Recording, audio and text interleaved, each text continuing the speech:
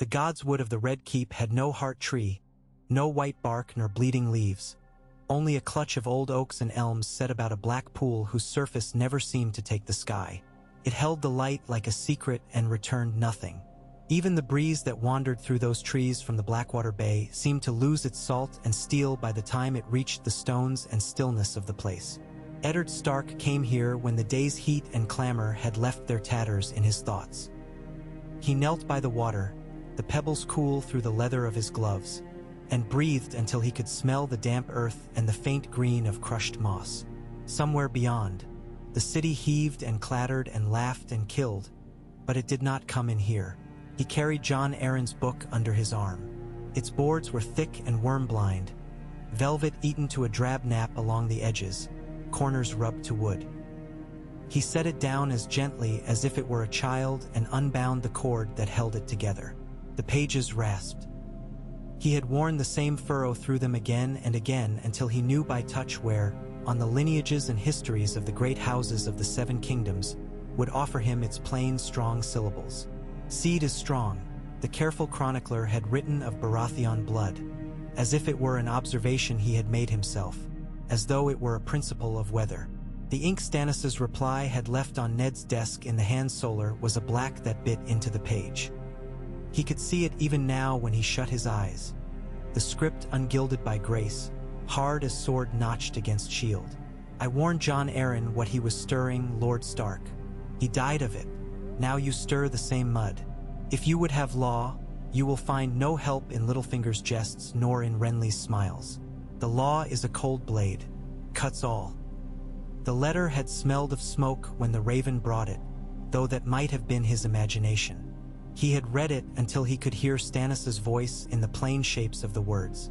Through the pool's surface, a pale cloud dragged itself, broke and dissolved. He had sent a second raven and a third.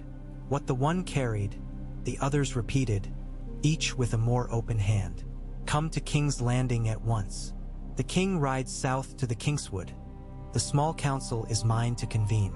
Jon Arryn's notes are damning. The queen will move soon. I cannot stand alone among her men. Come, Stannis, for Robert's sake and for the realm's. He had not put in the things that would make a weaker man come. He had not written Lyanna's name, nor spoken of the boys the Lannisters had thrown from a tower. Those were other roads, bitter and wrong. He turned the page of the book without looking, knowing what was there. Brown hair, black hair, coal hair, stormcrow hair. All the bastards he and Varys had sniffed about had the king's stamp as if hammered there. Joffrey's gold laughed at it. There was a choice in that gold. That was what haunted him when the candles guttered. Someone had made a choice, and the choice had been treason. He became aware of footsteps on the gravel path. They were soft, like a fox's ghost, but a fox did not wear sandals.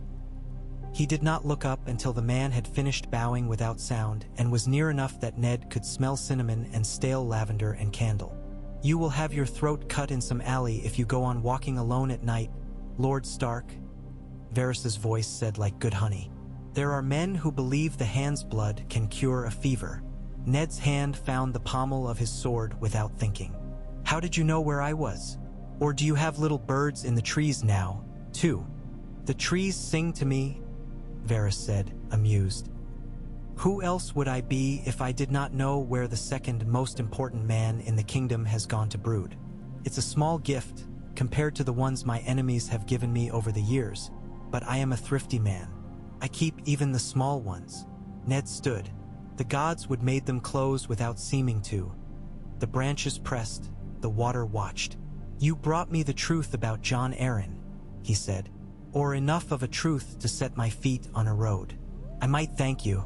I might also ask what price you put on my taking that road. Varys' expression went tender in a way that set Ned's teeth on edge. I am only a loyal servant of the realm, my lord, though you never believe me. I bring what I can to men who might make use of it. Some men we must serve behind their backs. The king, he is not always a man who can use what is placed before him. Not as he once was. He folded his hands like a scepter. And you, Lord Stark, are not a man who bends easily. It is a relief. You would break before you bent. The question is, who do you choose to break for? Ned let the book's weight rest in his palm. I sent ravens to Dragonstone, to Stannis. Varys's eyes flickered, lids lowering as if against bright sun.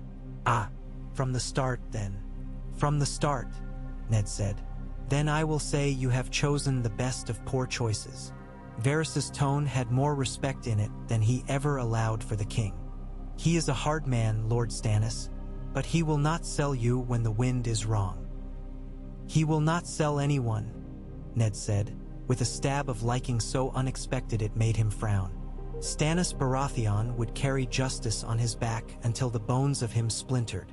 Just so, and a splinter makes such a nasty little wound, in the right place. Varys grew grave. Careful, my lord. There are men who have their fingers in every purse in King's Landing, and they will not like to have good stone dropped into their bubbling stew. You can make a noise that way. The truth makes a noise. Ned shut the book. Tell your birds to carry me nothing else for 2 days. The king rides at dawn for the hunt. I will have time to breathe without the smell of wine. I shall tell them all to stuff their ears with wax like Odys, and be lashed to their masts, Varys said lightly. He studied Ned's face. You are packing for a long winter in your head. There is frost on you. I keep my own gods, Ned said and turned away. When he left the godswood, the night had pushed its shoulder against the sky. Lamps made brown coins in the corridors of the Red Keep. His boots struck stone. A few would remember the sound and step aside, and some would not. He gave the book to his steward when he reached the solar, told him to send for no one. The room had been Robert's once, but the bed was a hand's bed and the table a hand's table, scattered with lists and slices of wax and dull little facts that had started to fit together in his mind like the teeth of gears. He leaned on the sill and looked over the city that sprawled like a drunk with his clothes half off. The long table at the fish market would still be clatter and smoke. The street of steel still rang. In the far distance, a lantern moved along the causeway to the river gate, swinging like a slow thought. He could still taste the godswood on his tongue. Stannis would come if he had decided to come already.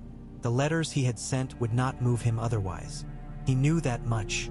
Stannis had always been either iron or not. There was no softening. He had watched the man at Winterfell in years past when his back had been straight as a lance while Robert slouched and laughed and drained tankards and raised bawdy songs.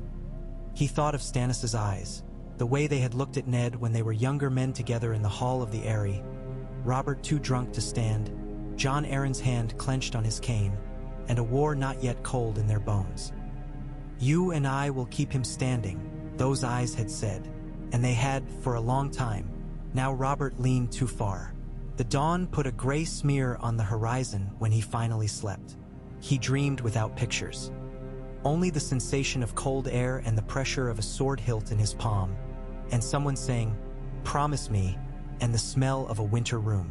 When his eyes opened, he lay on the bed with one arm crooked under his head like a boy. He stood, strangely rested. The day had not begun to gnaw.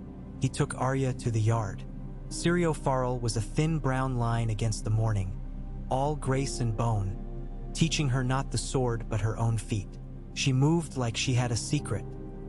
His heart went too soft when he watched her, and that frightened him. So he made his face stern and corrected the way she held her little practice blade.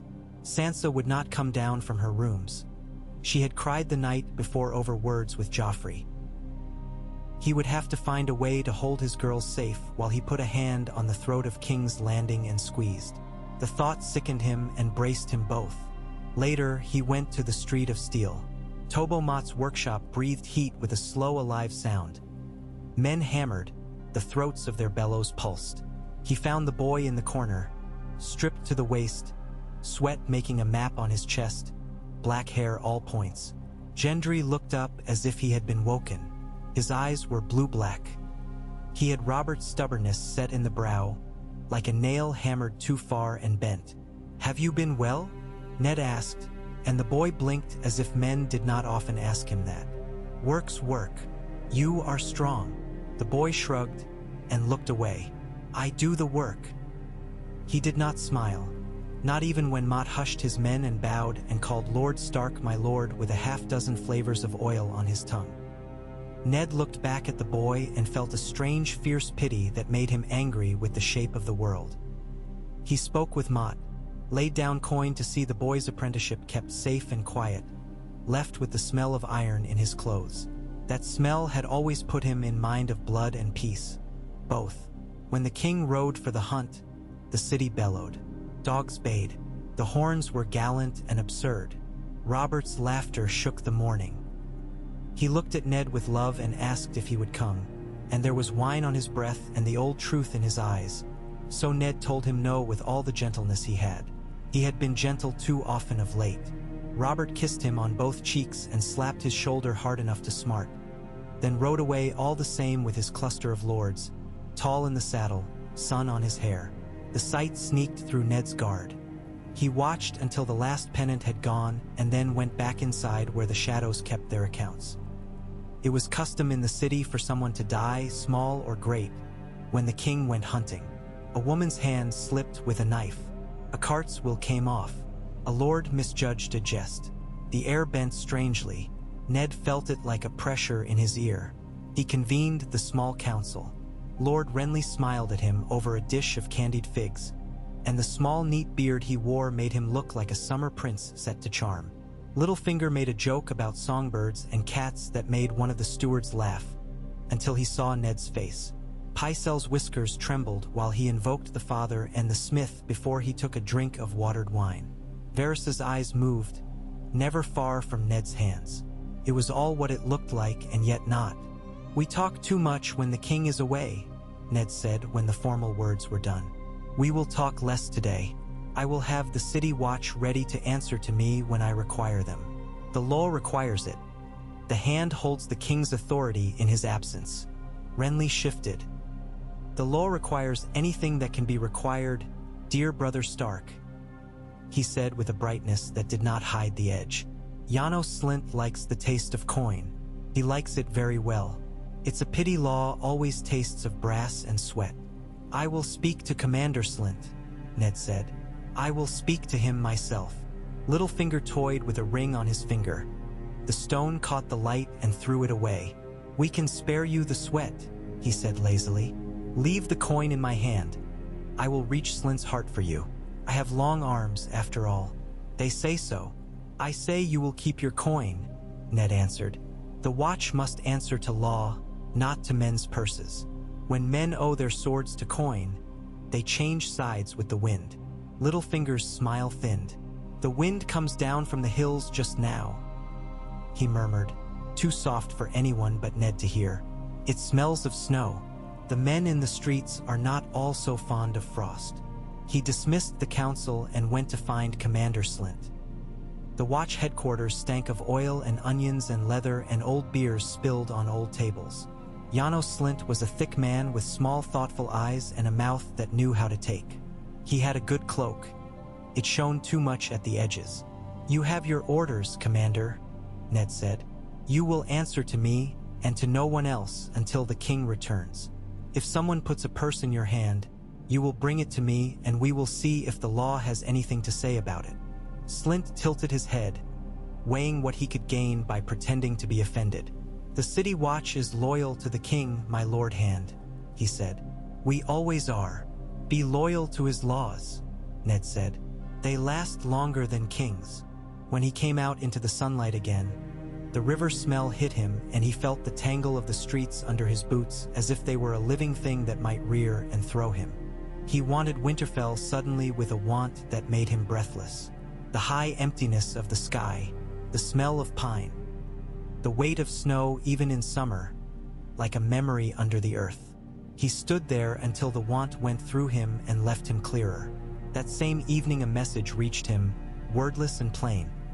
A white pebble wrapped in black cloth, set on the ledge of his solar when the door had been barred. He unwrapped it and turned it in his fingers. The pebble had the faintest glimmer of salt in it, as if washed with sea. He had never met Davos Seaworth, but he knew about him. He knew a smuggler's cleverness when he saw it. He had left a guard at the door. The stones of the Red Keep had swallowed a man without swallowing a shadow.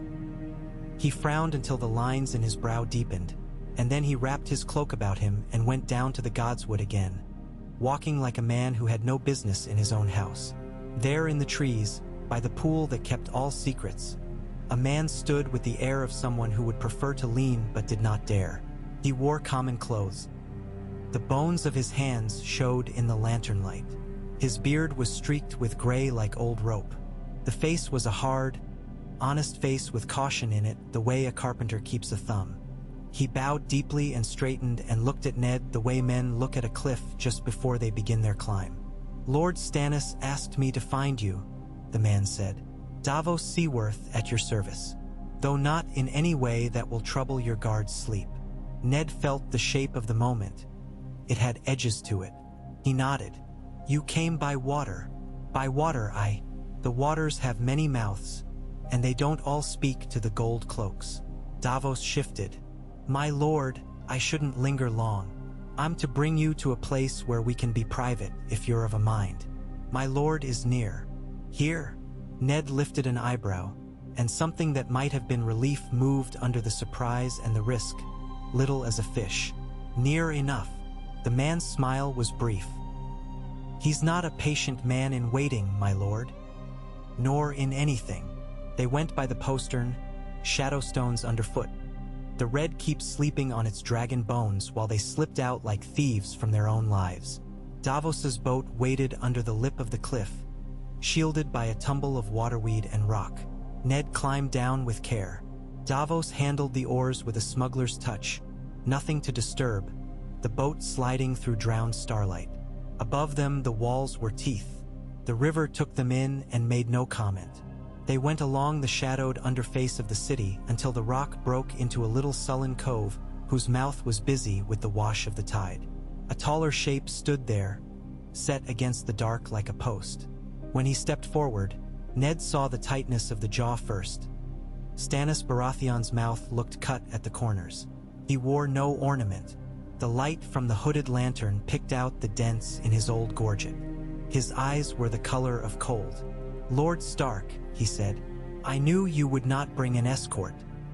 "That would have been Renly's way." Ned bowed his head.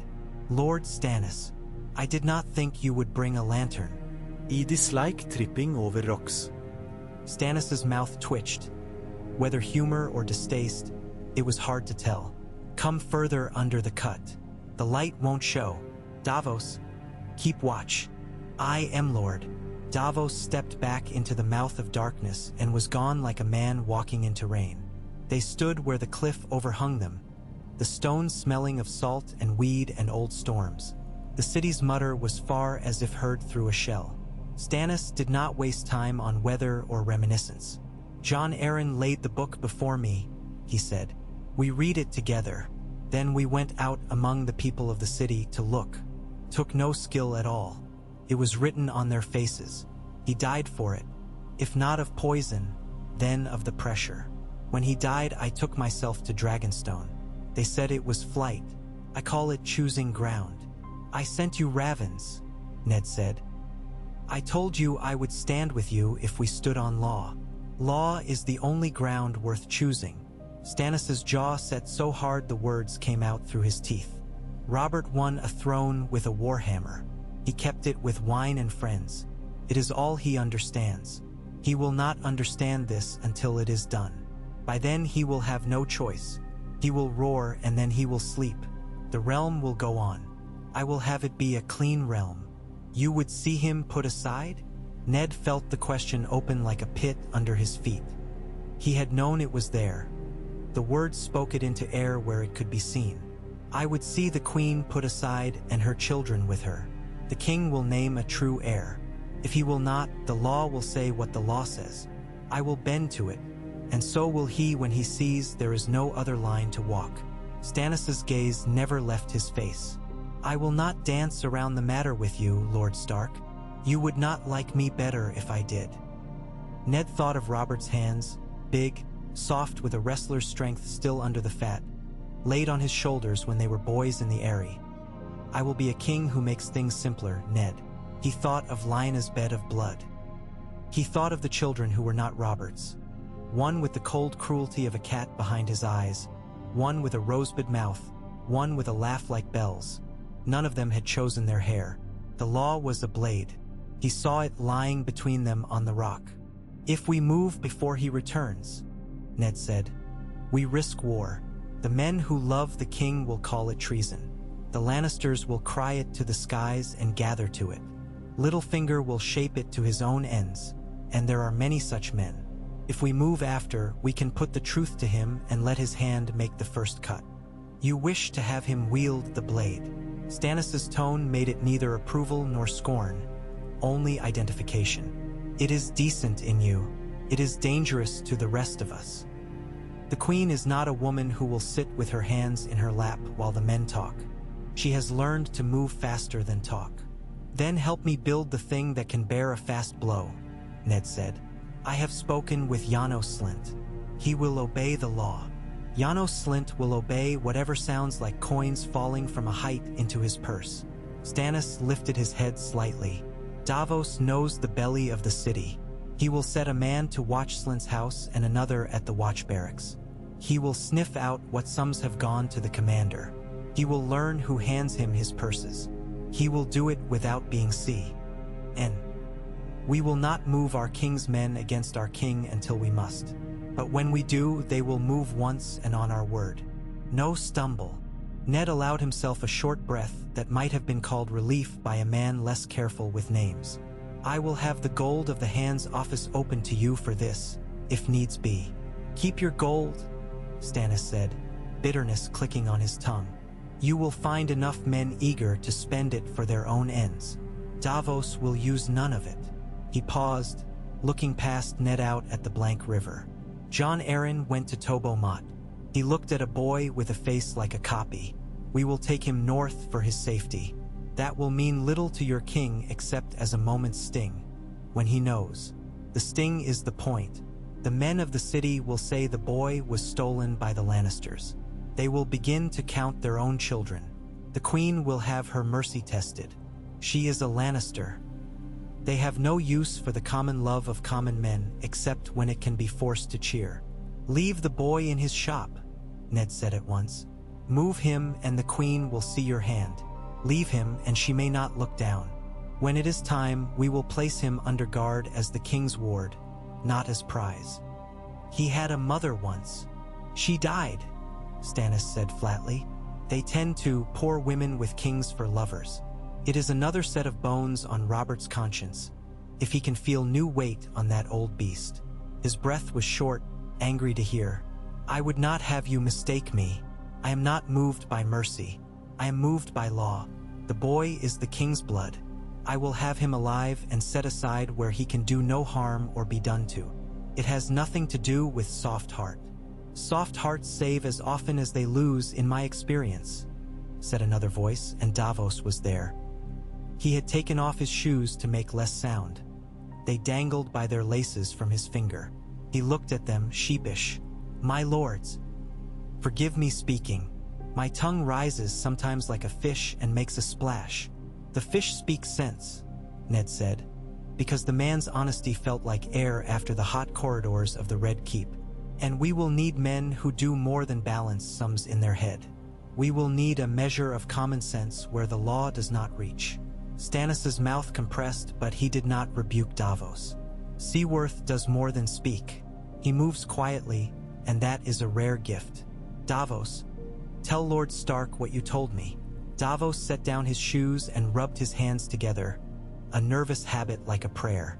"There's a woman keeps a house down on the Keys, my lord. Bara, they call her. She's got a little babe with hair like coal and a mouth like a rosebud. She tells anyone who will listen that the babe's father is a king. The king gave her a coin once." He looked apologetic at his own offense to decency. "Foolish talk in the gutters all day long, but I'm a suspicious man. If men are careless where they piss, they are careless where they tell of it. There are half a dozen such tales on the riverfront. I hear them all because I'm a man who looks like a rock a drunk might sit on. What the king does is his own business, but what the queen takes up is everyone's." Ned felt his stomach deepen and go cold, as if the pool in the gods would have spilled into him. "You could point to these houses. Every one. I don't like to, Davos said softly. The queen has a long reach when she wants a problem solved quiet. Stannis's hands moved as if he had a quill in them. We will take two. We will make no display of it. We will place guards whose loyalty is beyond purchase. We will let it be known, gently with no names, that the law is interested in bastards. Let the city guess why. Let it travel to the man with the long mouth and the short patience. The queen's brother will come sniffing for it. He has a smell to him. Jaime Lannister, Ned said. The name tasted like old iron. He will try force. He has always favored it. He will not like that. It is not his to use. Then let us see what he does when he has to stand still a moment and think. Stannis's eyes burned. I will force thinking upon him, upon all of them. He drew a breath, held it, let it out as if it had been fought for. Lord Stark, you have daughters in the castle. Ned's jaw tightened. Yes, the queen will touch them if she feels her teeth on their mother's bones, Stannis said without softness. She will not even think of it as a cruelty. She will think of it as the moving of pieces to restore a board. I would have you send the girls away, under pretext of a visit to Storm's End, if you like.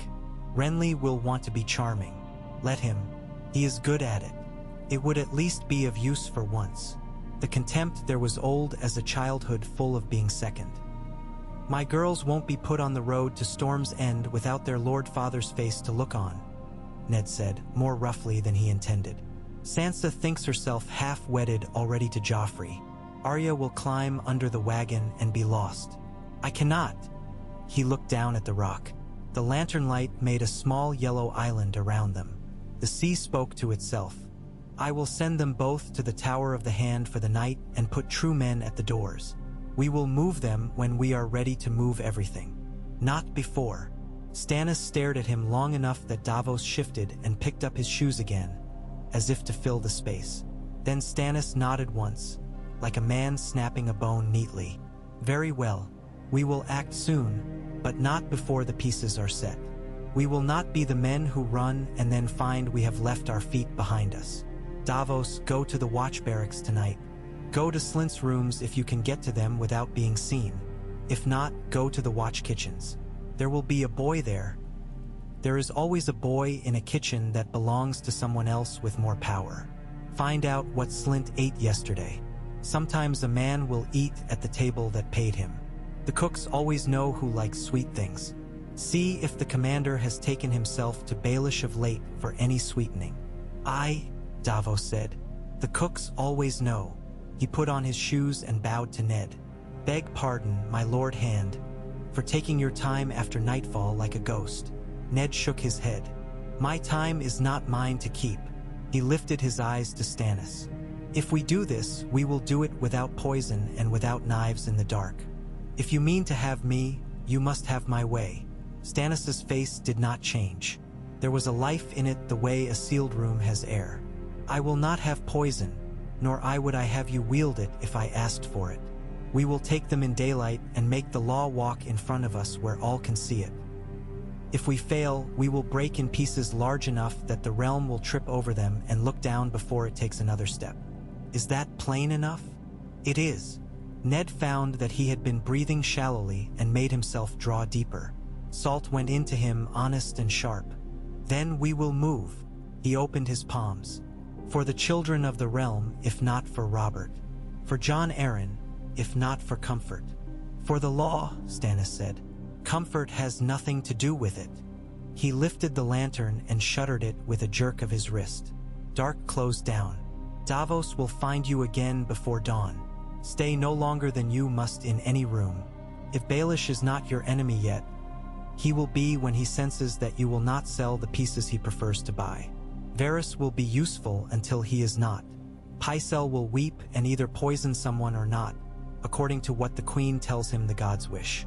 Renly will want to play at being Robert. Do not let him. He is as like Robert in the face as a minstrel's painting. Under the paint is a boy who has never remembered a winter. Ned almost said, "There is winter enough coming for us all." The words would have felt like calling a dog. He held them. I will have this done clean. If it cannot be done clean, then it will not be done by me. That is why I prefer you, Stannis said, oddly soft and venomless for the space of a heartbeat.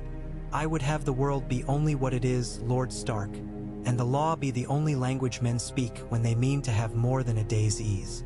I am tired of ease. Davos took Ned back to the foot of the wall by water and left him there with a sailor's blessing that had more God than Maester in it.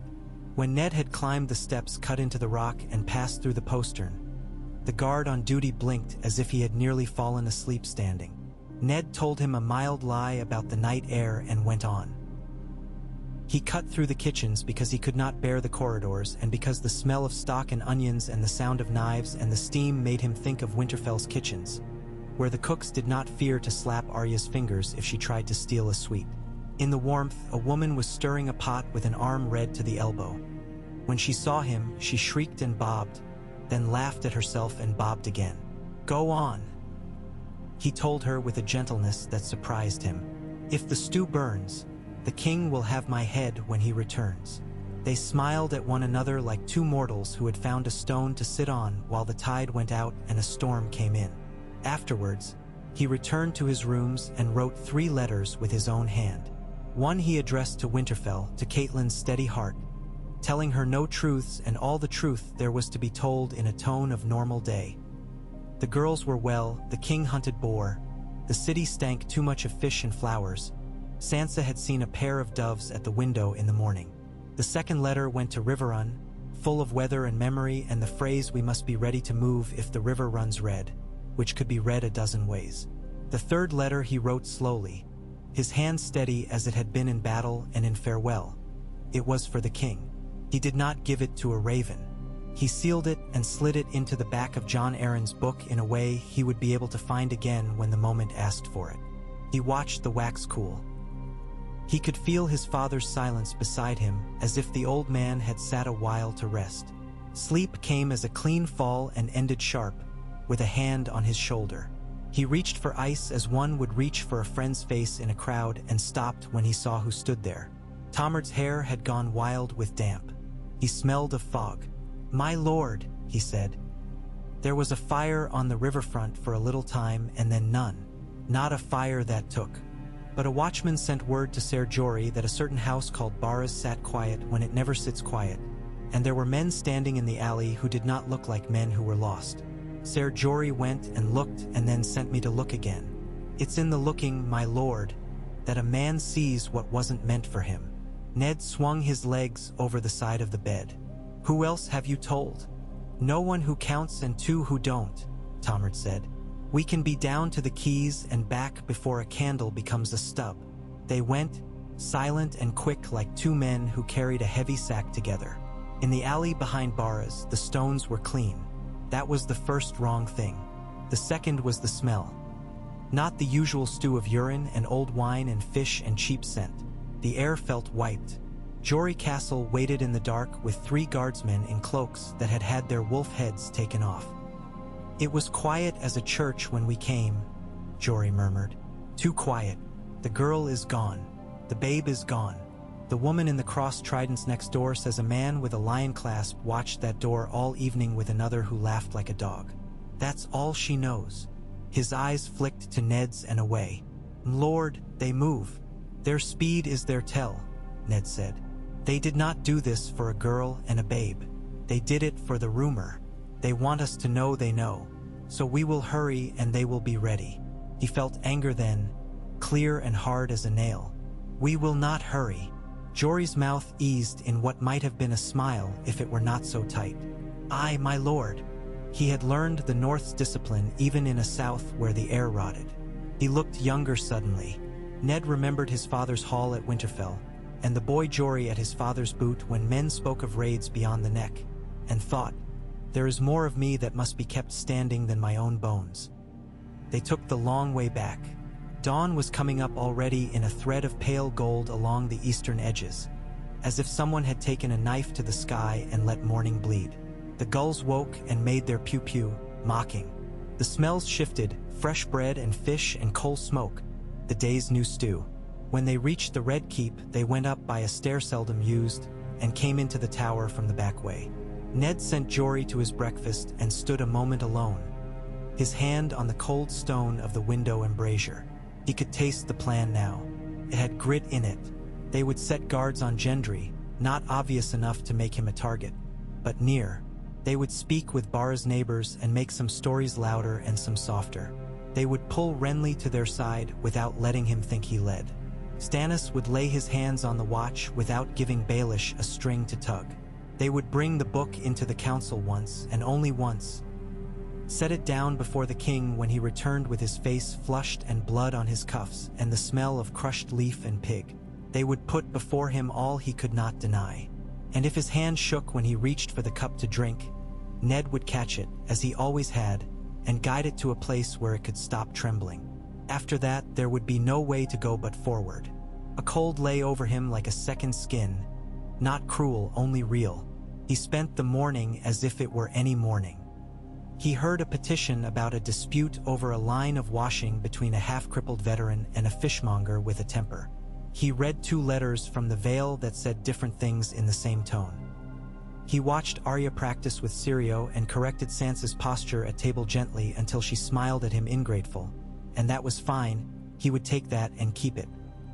He spoke to Varys and told him 3 truths and 1 lie the eunuch would be glad to keep.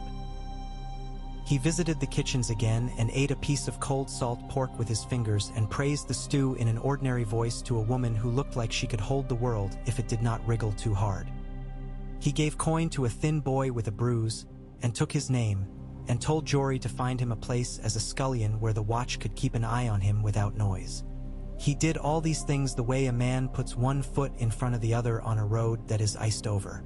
At noon, Davos brought word that Slynt had eaten honeycakes sent from a house on the Street of Sisters twice that week. Littlefinger owned 3 such houses, though the one in question did not belong to him on any paper anyone would produce.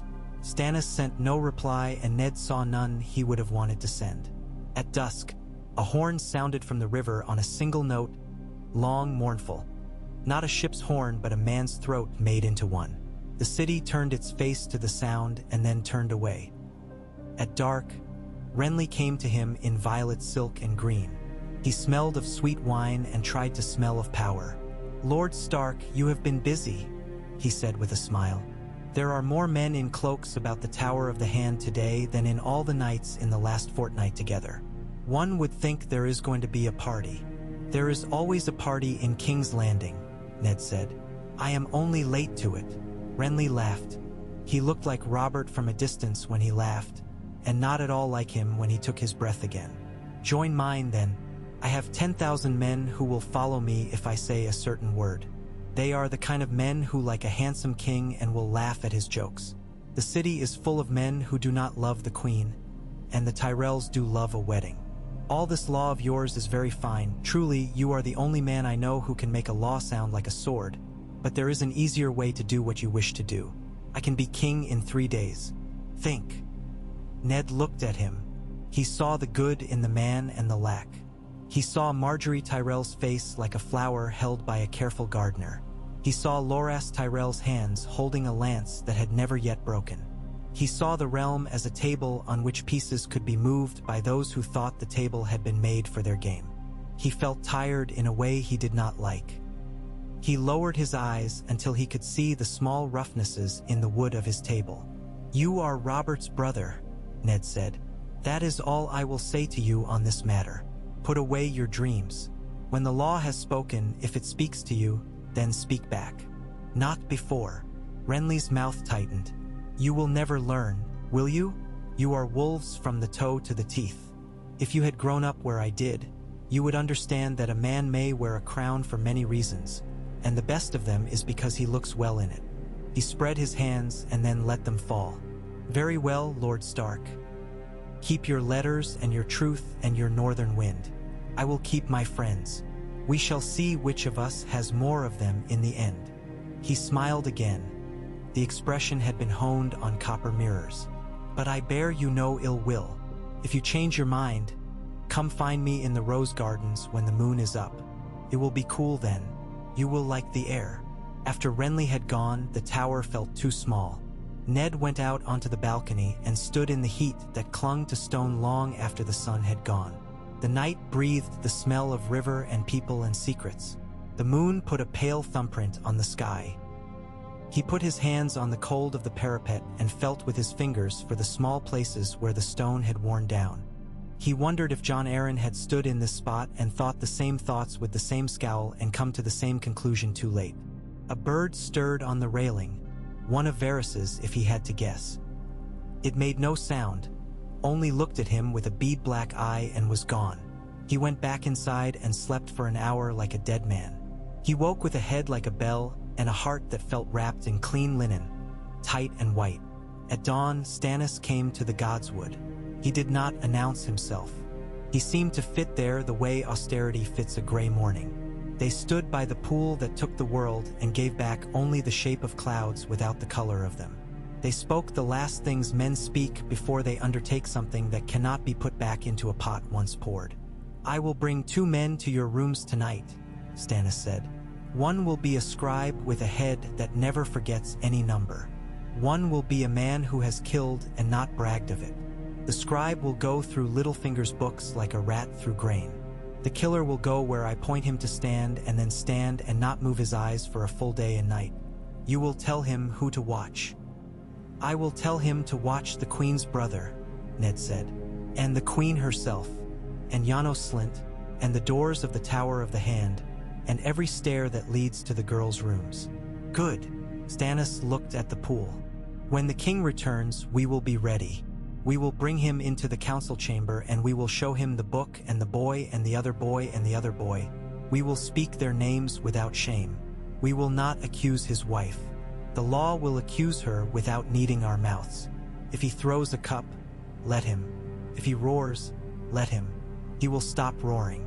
Then he will name me hand while he steadies himself because he will trust you and fear me, and that is as well. Then he will do what he has always done when the world lays a blun.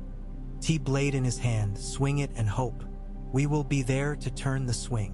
There was something like hope in the way he said the word hope, and it made him sound younger by an inch. Ned felt the cold lay down inside of him. Not an enemy, but a garment. He could carry it. He had been carrying it all his life. He thought of Catelyn's hands and Rob's face and Bran's laughing eyes and Rickon's warm, heavy head on his shoulder, of Sansa's careful stitches and Arya's scowls, of Jon's quiet as a stone by water doing its own thinking. He thought of the North the way a man thinks of his own blood. He thought of Robert, who had loved so fiercely once that it had broken him, and then drank whatever fell into the crack. He thought of Law as a long straight road across the riverlands, hard underfoot, never bending toward the town where the wine smelled good. "We will be there," he said. Davos came, quiet as a regret. He carried in his palm a small thing wrapped in sailcloth. "From the river," he said, "a token that you'll know. A man threw it into the water when he saw me see him. I heard it strike like a coin. I have long fingers." He smiled, not proud, just aware. He opened the cloth. Inside lay a golden lion, wet and still shining, the clasp of a cloak. Ned took it. It was heavy. It had the look of a thing that had been made to make a statement. He ran his thumb over the lion's mane and thought of a boy with a golden head and a mouth like a knife. "They are careless because they have not yet been made to be careful," Stannis said. "We will teach them. We will begin with this." The day unfolded. It did not hurry. It laid itself down as a snake uncoils to warm its length. Word came of a boar seen in the Kingswood with a tusk like a plowshare. Word came of a rider thrown and a rib cracked. Word came of Joffrey asking after Sansa at an hour when decent boys were at their lessons. Word came of Littlefinger's men moving quietly through the street of silk, counting, weighing, whispering, and of Varys's men moving more quietly still, and of the Watch's men standing and doing nothing and learning the art of it. Word came that Pycelle had sent a draft of something to the Queen's chambers for her headaches. The day took all these words into itself the way a millpond eats thrown stones. At twilight, Ned went to the yard and held a sword in his hands for a while without swinging it. Ice was too large to hold idly, so he had a plain long sword, good steel, plain hilt.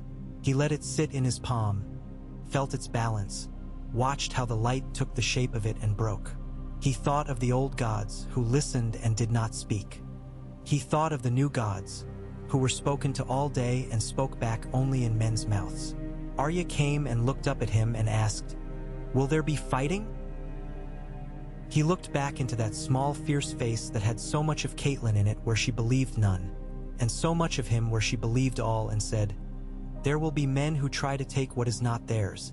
We must keep things in their rightful places." "That sounds like fighting," she said. "It might be," he said, "but it will begin with talking. The best fights do, little one." He touched her hair, and she endured it with ill grace, which was to say she leaned into it like a cat and pretended not to. When full dark had come, the Tower of the Hand lay quiet. The shadows were full of men who were not used to being pedestaled and told they were stone. They itched, they breathed, they did not cough. Ned sat at his table with the book in front of him, the seal unbroken on the letter within. He had placed a candle near enough to make a pool of light and far enough not to set the old vellum to smoking.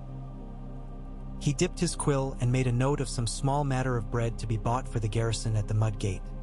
A very ordinary thing, the kind men do when they want to keep their hands busy while they wait to do something less ordinary.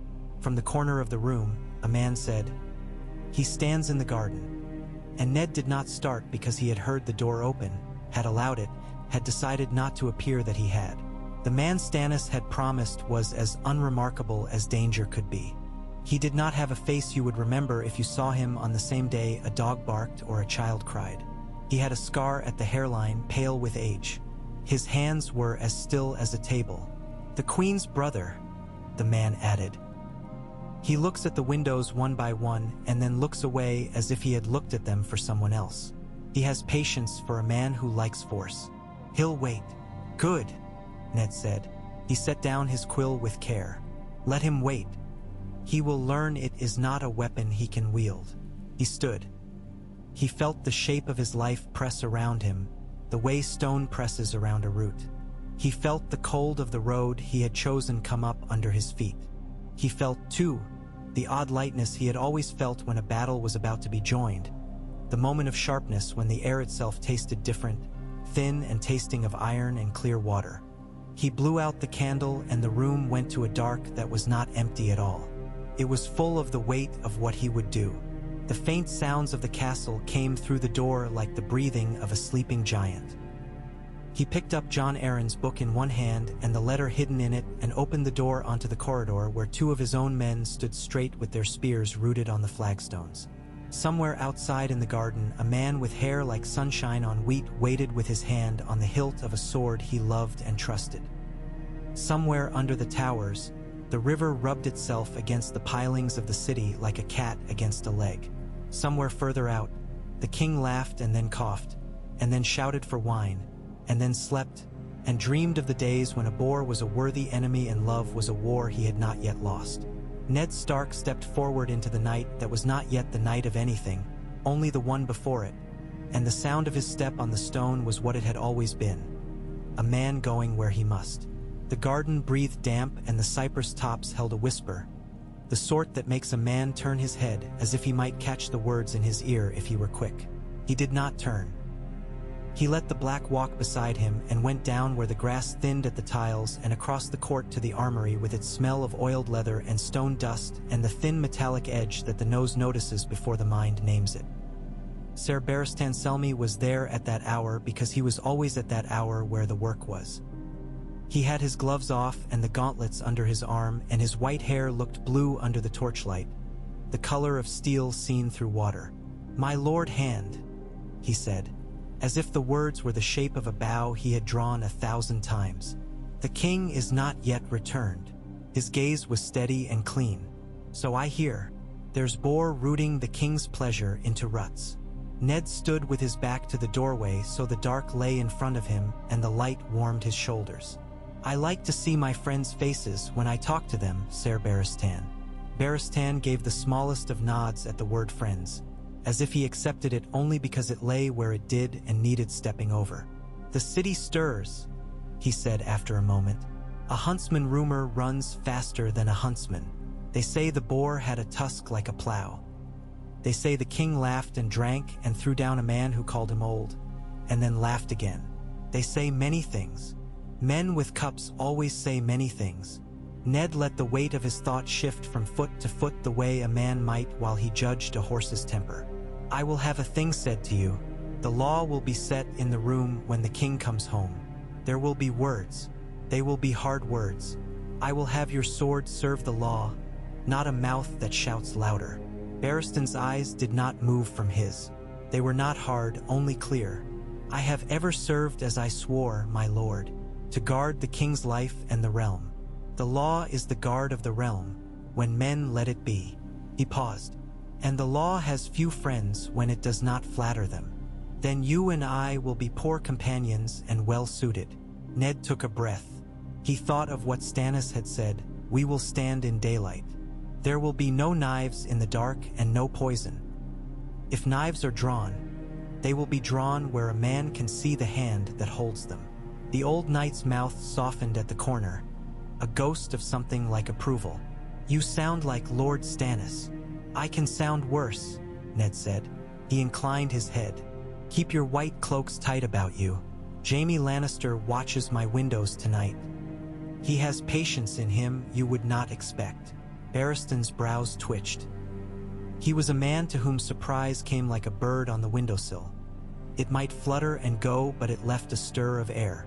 Sir Jaime has a way with gardens at night, he said with a dryness that made his age seem worn too handsomely to be called old. I will see to it that he tires of the view. They took leave of each other without ceremony. There was less and less of anything showy in the hours. Ned took the stair that led along the inner wall where torch brackets went unaired and smoked. The smoke stung his eyes and he welcomed it. It made him think of meat and hearth and dogs snoring and the sleep of men who are tired in the right way. Varys came to him only once before dawn, like a thought a man had forgotten and then remembered so completely that he could not tell whether it had ever been absent. He did not cross the threshold. He stood in the door and put his hand against the wood as if it were the shoulder of a friend who had just said something clever. Renly came to me with a plan to put steel into the night and a crown on his pretty head by morning, he murmured. I told him I am no ironsmith. He smiled at me, which is how he tries to say please without saying please. He will go away instead. South and west, I think. He does not care for stairs that turn in tight and have dark at the center. Let him go, Ned said. We do not bind men to windows, so they must watch what we do. He will take Ser Loras with him and his household guard, and whatever men the Reach lends him to carry his chests. Varys sighed as if at a social misstep. It will make a noise. Sometimes absence makes more noise than presence. But there, he lifted his shoulders delicately. I have told the kitchen to make more bread.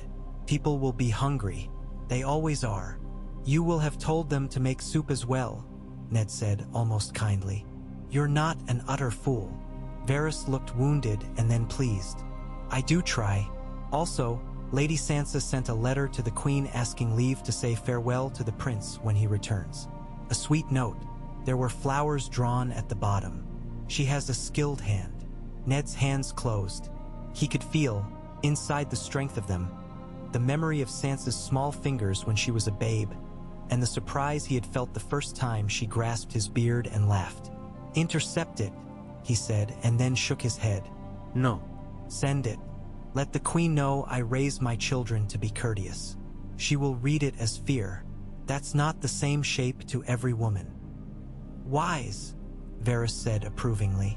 I thought so too and brought it to you only because I would not have you saying later that you were not told a thing you might have wished to know. My honesty is my one true wealth. Keep enough of it to buy yourself a bed, Ned said. I would not have you fall asleep under a table and be kicked by a drunken guard for a corpse. Varys's eyes went very round for an instant, then crinkled. You do think of everything, my Lord Hand. He went as quietly as he had come. The bells of the sept began their slow speech to the dawn, and not long after, a rider's hoofs struck stone under the outer gate like a fist on a table.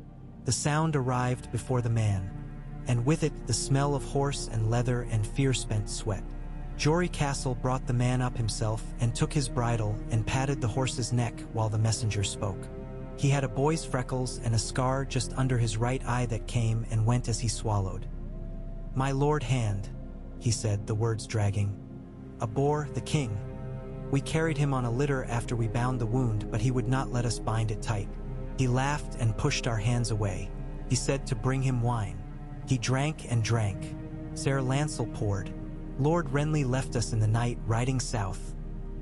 He saw Ned's face and dropped his eyes. "Forgive me. I am all mixed. Tell the stewards to make the king's bed ready," Ned told Jory.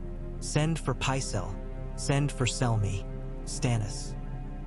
He turned and Davos was in the doorway already, damp on his beard, as if the river kept him.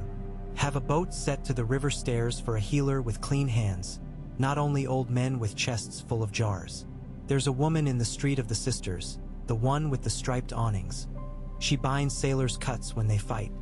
She keeps her knives sharp and her cloths boiled. Bring her up by the water, quiet. We will have both Sept and Sin in the room. There's no difference when a man is bleeding." Davos nodded and was gone like a light blown out. He met Pycelle in the corridor, the old man puffing and pulling at his chain while he huffed pieties and remedies and names of herbs until the words made a buzzing around him like flies. "Save your breath for the wound," Ned said. "The king needs your hands more than he needs your tongue." Pycelle blinked, abashed, and dabbed his lips with a cloth that had the faintest, saddest stain of saffron on it, as if it had once been prepared for feast days and become an everyday rag. "As you say, my lord, as you say." Barristan was waiting by the door to Robert's bedchamber when they came, and with him stood Ser Meryn Trant with his flat cheeks and Ser Preston Greenfield with his watchful quiet. Ned felt a brief, mean flare of gratitude that Jaime Lannister was not among them. The door opened, and the smell came out first. Wine and boar blood and a man's flesh that had been heated past meat and was cooling again whether he liked it or not. It was not death. It was the place before it. Robert lay like a man with too much sun on him. The blanket had been thrown back. The wound was ugly even to a layman's eye. The tusk had torn, not stabbed. Torn, and flesh hangs are worse to make right. The blood had clotted in places and not in others. Pycelle made little mournful sounds and set his chest down and began to take out things as reverently as if he were laying relics on an altar. A fly had found the room. It moved and settled and moved. Ned wanted to crush it and thought instead of horses, of flies at their eyes in summer, of boys with switches. "Ah, Ned," Robert said. He smiled like a boy who had stolen something. "Look at me. I've done it now, haven't I? It was a bore like a house. We made a merry night of it. Lancel kept the cups coming and I told him, didn't I tell him? To stop, but the boy has a dutiful hand. He'll make a proper lady of Cersei yet." He laughed and winced and swore. His hand gripped Ned's forearm and was still strong. "You were right not to come. There's nothing in the woods a man my age should be chasing but a place to piss. You are as young as you need to be when you choose to be," Ned said softly. "Rest now." "Rest?" Robert muttered, rolling his eyes. "All my life, men have told me to rest. That eunuch tells me to rest. Pycelle tells me to rest. You now. And when I rested, where did the years go?" He turned his head. "Barristan, come look at me. Am I handsome? Tell me I am all scars and meat and the boar got the worse of it." Barristan came and knelt. There was a terrible tenderness in the motion. "Your Grace," he said, and no more. Ned could not have said whether the gentleness in his voice was for the man or for the vow that had not kept him. Robert waved a hand vaguely and frowned at the ceiling beams as if he expected stags carved there to leap down and carry him. "Bring me wine," he said. "No, bring me paper. Bring me—" He coughed. Blood happened in the cough and he looked at it with childish surprise. Then anger. "7 hells," he rasped. "Paper. A quill. I'll write a thing or you will write it and I'll make my mark like a hedge knight too proud to learn his letters. Ned, I'll do as you like with the boy. I'll do as you like. Only make the words honest. Make them plain. My eyes are not what they were." He took the quill in his own hand and then laughed again when it shook. Ned took it from him and the parchment and wrote slowly while Robert's breath came like waves counting themselves on a flat shore. "It is my will," he wrote, "that Eddard Stark, Lord of Winterfell, be named protector of the realm to rule as regent until the rightful heir comes of age." He let the quill pause for the space of a thought and kept it where it was. He did not write "my son." He could feel Stannis standing at his shoulder in the empty air. He could feel Jon Arryn's hand guiding his wrist. He could feel the old gods looking without judging, which was worse. He wrote rightful heir and felt the shape of the law as a blade in his hand. Robert's fingers made a clumsy stamp of a hand at the bottom where the king's name would have lain smooth, and then he drew breath as if he had done a day's hunting. "Good," he said, satisfied, like a man who had finally broken a stubborn knot. "Good. Seal it. I'm hungry. Bring me the other half of the boar. I'll eat him as he ate me." "Ah." He coughed again, and this time the cough took something out of him. The edges of the room went softer. Pycelle and the woman Davos had brought. Plain as a stone, with eyes like clean water, bound and pressed and spoke low to each other. The king's breath eased and shallowed. His hand relaxed out of Ned's grasp. He turned his head slightly as if to hear some joke someone had told at the other end of the table. "Lyanna," he said very softly, and Ned closed his eyes because he could not bear that the name should be dragged through the hot air like a banner. When he opened them again, he was calm, and he folded the parchment, and he called for wax and for the Great Seal. Cersei came like a smell before she came like a woman. Ned could not have said what the smell was.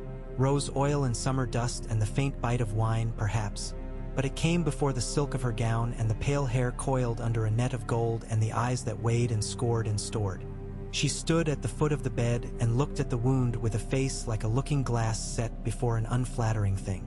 She smiled then, the way people smile when they see a child making a clever jest with marbles. "My lord husband has overreached himself," she observed to nobody. "How he loves to do it." Her eyes moved like knives to Ned's hands. "You right, Lord Stark? So diligent. You should have been a maester." "I am no man's servant but the king's," Ned said, and his voice sounded to his own ears like stone and wind. "He has named me protector." "Has he?" She went closer and touched Robert's brow as if he had been a feverish child and she his contemptuous mother. "How loving. He will forget it in the morning and call for boar. But it does not matter. Morning will not come for him." She turned her head. "Joffrey will be king. He is the king's son." Barristan's face did not move. Pycelle's chain chimed a little as he coughed. Ned's patience lay like a sword he was polishing. He did not lift it yet. "The realm will do as the law says, Your Grace," he said. "There will be a council. We will swear to the protector's charge. There will be order." "Order, sire," Say repeated lightly, as if it were a pastry. "I adore order. It keeps yarn from tangling and horses from trampling children. It keeps men in their places." Her eyes met his. "Send your daughters to me when you are done with your order. I will teach them how to survive it." She inclined her head to Barristan, gave Ned a smile like a line drawn on ice, and left, light-footed as a cat crossing a hearth. The woman from the Street of the Sisters folded her cloths and tucked them away and slipped out by the river stairs as silently as she had come. Pycelle muttered prayers to the mother and the father and the smith until they tangled. Robert slept and then did not. The seals were set. The ink dried. The parchment lay like a piece of the future on the table. Ned watched his hand put it into the hollow in Jon Arryn's book and watched his hand shut the covers and tie the cords as if he were a guest in a dream where he had been given the chance to move one thing and had chosen to move that. When he came out, the corridors had the feel of a hive about them. He could smell heat and sweet and something sharp. Men went quickly and denied that they had. Sansa's maid sat on a bench with her hands clenched and then unclenched and pulled into her lap when she saw him. He went to his daughter's rooms because he must. Arya was polishing needle with a rag as serious as if she were cleaning a wound. She looked up at him and put the rag down and stood with her hands folded behind her back against mischief. "Is he dying?" she asked in the plain voice she used when she wanted truth so hard that she would not allow any to be softened. "Yes," It was a relief to speak it. It was worse too. He sat on the end of her bed, which was too narrow and too hard and smelled of lavender in a way that made him think of girls falling asleep without worry. He told her the shape of what would happen, which is to say he told her that there would be men in the corridors and voices and very stern faces, and that she must stay in the room or with him. She nodded as if each thing were a command learned and repeated. Her mouth went thin when he told her she must keep needle put away and not show it unless Ser Jorah told her to. She did not argue. That frightened him more than any argument could have. Sansa had been crying. Even with the careful patting of her maid's cloth, the skin around her eyes showed it. She wore a dress she loved because she believed it made her look grown. And perhaps it did, in the South where children ripen too fast. She stood when he came in and said, "Father," the way someone says a prayer in a place where they do not trust the roof to be sound. Then she said, "May I go to the Queen? I asked her if I might see the prince. He will want me when he is sad. I could sit by him and do nothing, only sit. I won't talk. He likes it when I sit and don't talk." She smiled, and the smile made his own mouth ache. "No," he said gently. "You will stay where I can reach you. You may write him a note, and the Queen's women can carry it when there is less storm in the hall." "She will be cross with me," Sansa whispered, which was perhaps the truest thing she had said since she left Winterfell for this city that had taught her to take her own sweetness and hold it up as if it were a ribbon. "She may," Ned said, "and you may live through it. That is what we do." He took her hand and she let him.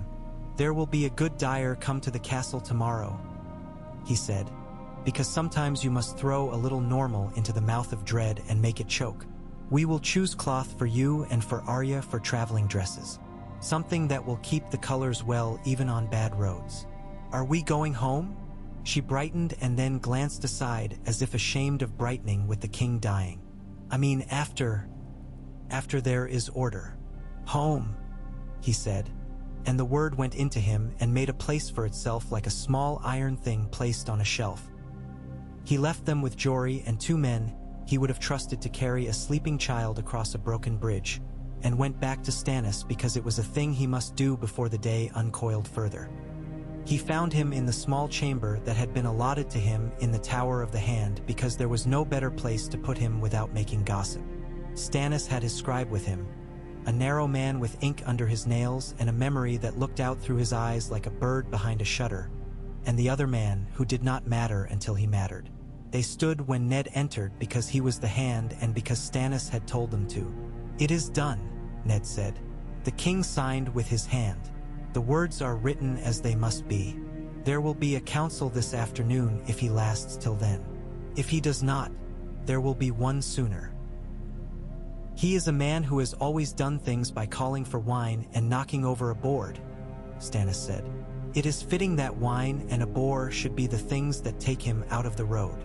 He stood very straight and then, very slightly, the line of his shoulders softened. "I will go to him," he said, and then did not move. "He called my sister's name," Ned said into the air between them, because it had been sitting on his tongue tearing at it. He called her name as if she were in the room. He did not say my wife's name or his. He said hers. And I loved him anyway, in the way one loves a brother one cannot save from himself. Stannis looked at him as if he had been told where the wound lay and shown the steel and asked to choose a tool. His face did not know sympathy in the way other men's did. He had something else that was not kinder and not crueler. "Then let that be your last grief," he said. "It will be easier to do the work if you do not have to hold that also." Ned put his hands on the back of a chair and leaned on it until the wood creaked. He found, to his mild surprise, that he could lay the grief down. It lay like a cloak at his feet. "The watch," he said. "Davos." Davos came a half-step forward, as if he had been waiting for his name. "3 captains have sworn by their sons' names to follow Ser Barristan if he gives the word to hold and the Lord Protector to give the word to move," he said. "Janos Slynt took sweets from Baelish's house again last night. It is said he prefers honey with nuts. My scribe friend here," he nodded to the thin man, "tells me the honey with nuts costs more than the honey without nuts, and the difference comes out of coin that belongs to the realm. A man who prefers deer honey will not say no to other dearness, if you follow me. Ido. Ned looked at Stannis. We will bring Slint to the courtyard at noon. We will have him swear before the gods and before the commons. We will have the watch there to hear and his captains close at his shoulders so he can feel their breath. He will say the words. He will be more cautious to break them in the afternoon. And if he does, it will be in full view and not in a corridor where a man can pretend that only mice saw him. It gives him a chance to turn his cloak, Stannis said. His voice was expressionless. The words were not. But it gives him a chance to turn it to the right color as well. Very well. He turned to the scribe. Note what was said. Note who stands where when it is done. The scribe nodded and did not lower his head to write. He did not need to. The bells changed their mind in the distance and began to speak in that way that hovers at the back of the ear and says death, death, with every swing. It marked an hour for the city to hear and pretend it had not. They took Slint to the yard on the pretext of inspecting the new issue of spears. The man came because he liked to be the center of anything with veneer, and because he thought a hand and a lord wanted to show him something that would make him seem important. His eyes went from the spearheads. Sound enough, Ned was pleased to see. He made a note to thank the master smith, to the ring of watchmen and to Barristan Selmy in white that looked like it had been washed in snow, and to Stannis Baratheon, whose face did not give any man any place to put his feet if he wanted to pretend he had stepped on the wrong stone. Slint made a smile that had too many little places in it. It is a clean business we do, Ned said. Take your oath. I have taken many oaths, Slint said, still smiling. My knees are worn to knobs, my lord hand. Wear them a little further, Stannis said. It will make you seem devout.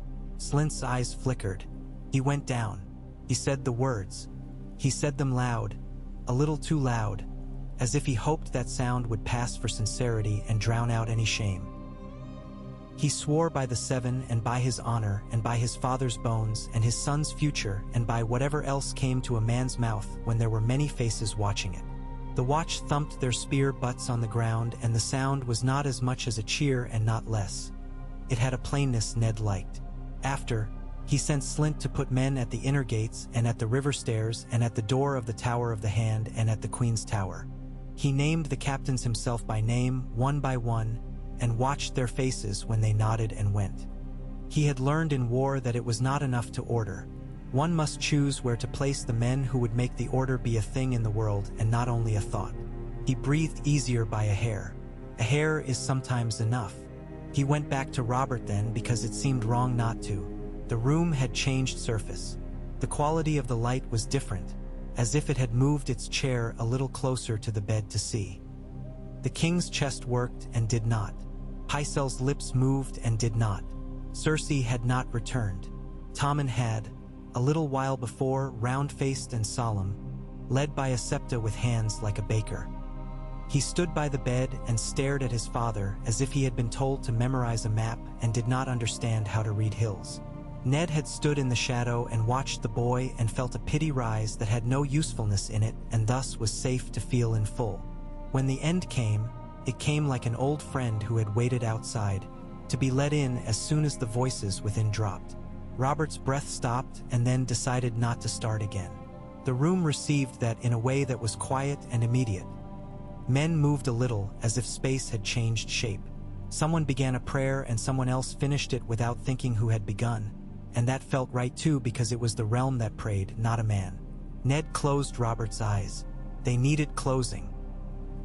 He did it as reverently as he could, which was to say he did it without thinking of the boy they had been and thought only of the work. He did not weep. Later he might or not. He took the sealed parchment from John Aaron's book. He put it into the inner pocket of his doublet and patted it once like a man making sure a knife lies where he expects. He looked up and met Barristan's gaze, and there was something exchanged there that had no words. Something like, "We will not shame him further," and "We will not shame the law for the sake of a woman's pride." The council met in the throne room because Cersei had sent word that she liked the echo in there. It made ordinary voices sound like decree. The room held heat because of the crowd and because of the torches, and because grief is a warm thing that causes men to breathe closer together. The Iron Throne crouched under its cobweb of swords and shadows, and looked as foolish and as terrible as it always did. Joffrey sat on it because he had a talent for finding higher ground, with his white face and gold hair and that mouth that made everything look like a punishment. Cersei stood at his right hand, and the small crown sat on his head as if it were trying not to slip. Renly was not there. Pycelle was, and Littlefinger with his soft half-smile, and Varys who might as well have been missed, and Stannis Baratheon with a mouth like a verdict written on a tablet. Janos Slynt had his watch lined at the foot of the steps in 2 ranks, neat, balanced, outwardly indifferent. Ned counted heads and found the count he had expected. He let the relief be small. He felt the weight of 100 eyes. He walked forward with the sealed parchment in his hand and his hand steady. He bowed to the empty space where the king had stood in times of ceremony and to the throne itself, because men needed to see that his courtesy was complete and did not require a living man to be offered it. Cersei's smile had sharpened. "The king is dead," she said, and the sound of it cracked against the stone and came back. "Long live the king." The courtiers and the lords gave the cry, because that is what courtiers and lords do when someone tells them what to say. Joffrey smiled down his nose. He meant to look like a falcon. He looked like a cat with a bird in its mouth. Ned did not say the words. He waited. When the echo had fallen so far back into the room that it could not hear itself any longer, he stepped forward. "My lords," he said, and the sound of his voice felt like putting his hand into cold water up to the elbow. It made his mind clear. "By the late king's will, written and witnessed and sealed, he has named me protector of the realm to serve as regent until the rightful heir comes of age. Here are his words." He held up the parchment and let the seal show. The wax had the stag in it still, clean and proud. "Read it," Cersei said sweetly. "If you can read." "I forget. Some northern lords prefer their letters in antlers and snow." Pycelle waddled forward, hands out. "My lord hand, if you'll allow." He took the parchment and broke the seal with a show of reluctance that made something in Ned's throat tighten, and opened the fold and peered. His lips moved as he read. He cleared his throat and read aloud in the high, thin voice he used for solemn things. He read the words exactly as Ned had written them. He said rightful heir. The words made a hush when they were done. Cersei's face did not change. She held out her hand and Pycelle brought the parchment to her like a squire bringing a shield. She looked at it as if it were embroidery done poorly. Then she smiled and tore it cleanly in 2. And then she tore the halves again and again. The sound was small and terrible. She let the pieces fall like little dead birds. "That," she said merrily, "is where that belongs." She turned to the room and lifted her chin. "Joffrey is the king's son. He will sit as king, and I will advise him until he grows to his full strength. If any man thinks to dispute it, let him speak now, and we will show him his folly." The room breathed. Joffrey leaned forward, very pleased with how his body looked when he leaned and how it made the people below look small. "Kneel," he commanded. "All of you. I like to see it." He smiled at Sansa Stark, who had been brought in by the Queen's women and stood pale and perfect and terrified. "Especially you." Ned let the weight of the moment rest. He could feel it in his bones, an old familiar thing that comes just before a charge begins and the world turns into a long straight feeling that ends in either death or something like it, and you find out how long your breath can last when you must hold it. He did not look at Sansa because he could not bear to look and did not need to. He looked at Barristan. He looked at Stannis. He looked at the watch and at the captains he had named, and at Janos Slynt, whose mouth had tightened but whose eyes had not yet slid away toward Littlefinger's hand. "Ser Barristan," he said calmly, "draw no sword unless I am struck. Watch, hold your men. My lords." He did not shout. He did not need to. His voice carried because it had weight. "By law and by the will of the king, I am protector. The rightful heir is not the boy who sits on that chair. The law knows the shape of a king's son. We will have the law speak it. I call Stannis Baratheon, Lord of Dragonstone, the next in line to stand forward." Stannis stepped out from the rank where he had been and stood not at Ned's side but a little apart. Not in pride but in a kind of ruthless geometry. There was a line in the room now and men could choose which side of it to stand on and see themselves. He did not draw a sword. He did not need to. His face was a sword. Cersei made a sound that could have been a laugh if it had not had that small note of astonishment in it. That any man would bring such plainness into a room built on pretense. "My lord Stannis," she said, "how good to see you on the day of your brother's death.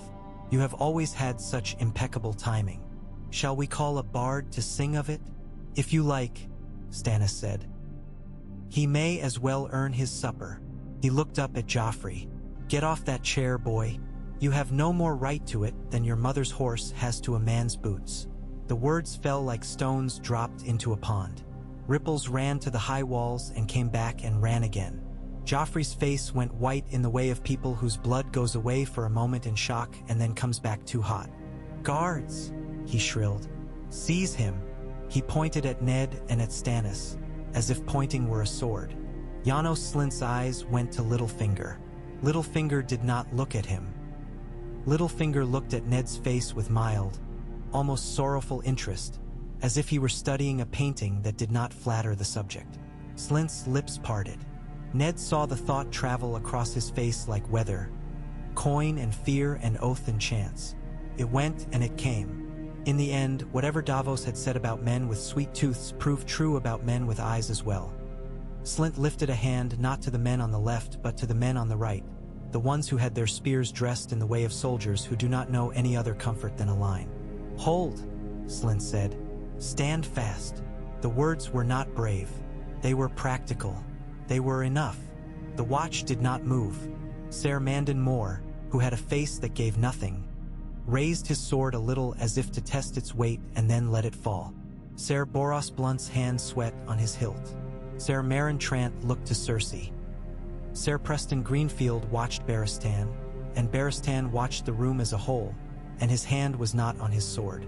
Cersei's smile thinned until it was a cut. She took one step before Joffrey as if her body could be a gate. "You overstep yourself, Lord Stark," she said. "You always did. You have been in my house 5 minutes and already you would teach me how to arrange my furniture. I warn you, I have cousins in Casterly Rock as numerous as stones in a river. I have gold to buy swords. I have. You have nothing," Stannis said. He said it without any heat and the cold of it was a thing that could light candles. "You have children who are not the king's. You have a brother who lies in your bed. You have a boy who thinks himself a man because he can make others kneel. You have none of the things that matter in a king's house. You have none of the law." There was a murmur, the kind of murmur that happens when men do not want to hear a thing and have heard it anyway and cannot deny it because it has shape and weight. Varys's eyes flickered like fish in a shallow pool. Pycelle's mouth sagged. Littlefinger's gaze slid to Joffrey at last and then away again, as if measuring how quickly the wind might change on a flat plain. Cersei did not flinch. She did not know how. "Get out," she said to Ned. "Take your paper and your northern frost and get out of my hall." "It is the realm's hall," Ned said. He turned his head to Slynt. "Commander, bring in the witness." Davos, who had been a shadow by the door, moved his hand, and 2 men went out. They brought in the boy from the forge with his black hair and the look of stubborn. Ness stamped into his brow like a craftsman's mark and a mouth that did not understand why people wanted it to speak when he had work to do. They set him where all could see him and the room leaned forward and the room leaned back. "This is no place for a common bastard," Cersei said. "Send him to the kitchens." "He is the king's son," Stannis said, in that same quiet, implacable voice. "Look at him." Men looked. They looked at the black of his hair and the blue of his eyes and the stubborn set of his jaw. They had looked at too many faces in their lives not to know a resemblance when it bit them. "Do you play at this because you think it will make your own child king?" Cersei asked Stannis, and the contempt in her voice was like salt ground under a heel. "I have no sons," Stannis said. "I have the law. It will do." He looked at Barristan. Sir. Barristan did not move quickly. When he moved like a tree bending in wind that had taken an hour to rise. He stepped forward and stood between the throne and the room, his white cloak like a sail, his sword still sheathed. "My lords," he said, "the king's will is before us. Lord Stark holds it. The line of succession is plain in every chronicle we have and in our own memories. We will do as the law requires." His voice was not loud. It did not need to be. It had weight from the long years it had been used to tell men to stop killing when their blood was up, and it held. Joffrey stood up. The sword at his side rattled where it hung because the boy's hands were not steady. "You will kneel," he said, in a tone that he thought echoed like thunder. "All of you, or I will." He did not finish the sentence. He did not know how to. "You will go with your mother," Stannis told him. He did not raise his voice. He did not look as if he had any interest in a boy's pride. "You will be held in comfort until it is settled cleanly.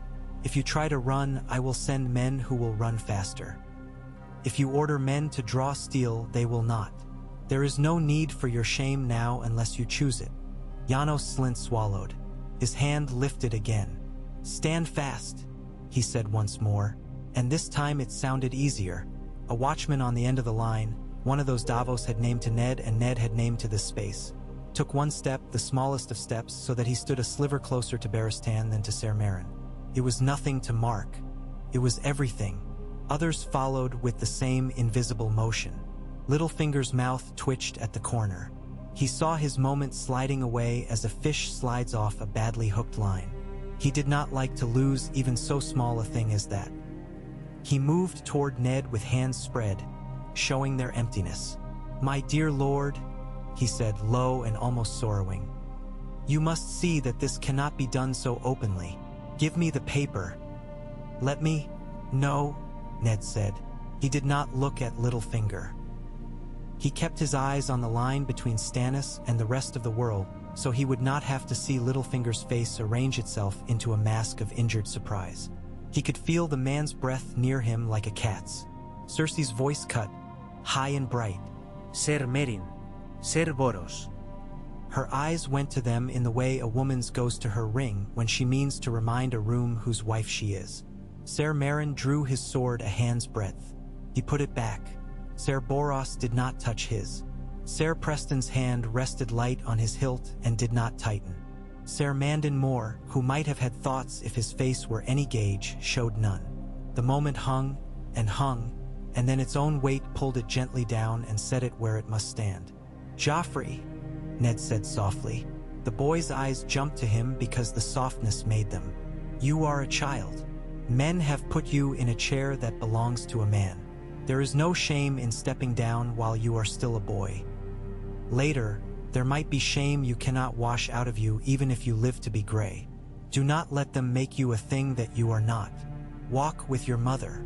For an instant, something like thought, like a boy being asked to choose the door that led to more time to be a boy, crossed Joffrey's face. Then Cersei put her hand on his shoulder and squeezed, and the thing shivered and hid. He lifted his chin and sneered. "You are a traitor," he said to Ned, and the word gave him a thrill. He liked how it felt in his mouth. "I will have your head. I will have it right now." He looked to Slynt and to the watch and to the lords in the hall and to the white cloaks and found nothing there that would move for him. He looked back and found Stannis's eyes. He looked down. Cersei's calculation ran through its sums and found no short way. She did not rage. She did not call out the guards again. She lifted her son's hand and patted it. "Come, sweetling," she said, as if this had been her plan all along, as if she were taking him from a stuffy hall to a cooler one. "We will go and let the men talk of law. You will learn how dull it is." Her face found Ned and gave him a last look that said, "This is not finished. It has just been announced." She went. Joffrey went, strung on her hand. Tommen went, hand in the septas. Pycelle panted after them because he had promised a draft to ease the prince's nerves, and because he did not want to be the last one in a room when the next thing happened. The court went like tide. The sound of it left the walls and ran away into the mornings of 100 kitchens. The white sword stayed. Stannis stayed. Slynt stayed. Littlefinger stayed and gathered his wounded dignity about him like a thin cloak that did not know how to keep rain out. Varys smiled into his sleeve. There was a silence that took a full breath to fill. Ned felt the sweat dry on his back. He let his shoulders drop slightly, as if he had just eased a horse that had been carrying too heavy a burden and was well behaved and allowed to drink. He looked to Stannis and saw that the man was not triumphing. He was measuring the next thing. "We will call the lords," Stannis said. "We will call the maesters with their books. We will have the septons swear the oaths and the small folk see the doors open so they can say they saw it with their own eyes. We will take the tower and set men loyal to the law at its doors. We will send a raven to Storm's End and to Winterfell and to Riverrun and to the Eyrie and to Old Town and to Sunspear. We will tell them the law is being done. We will invite them to come see it done. I will not have it said afterward that we did this with closed shutters. We will start with the kitchens," Ned said, and it surprised Stannis into one of those fractional pauses he allowed to things that did not strike him as error. "They must be told that there will be more mouths to feed today and that the people at the gates will need bread. I will not have unrest grow out of hunger on a day when we would make the law a feast." Stannis made a small sound that might have been humor in him. "Feed them while you hang men," he said. "It is a strategy. While we swear men," Ned said. "Hanging will come if it must. Sometimes it must." Stannis's gaze went to Littlefinger. "Baelish, you are relieved of the keys of the treasury."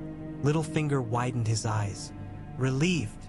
His mouth shaped the word as if tasting it for sweetness and finding it nettle. "My lord, I am a humble servant. I know where the sums lie. I know what must be paid today, what tomorrow. I know what can be delayed without causing any man to think he has been robbed. If you wish to keep the city sweet while you sort out who must sit where, you will want me to arrange the sums.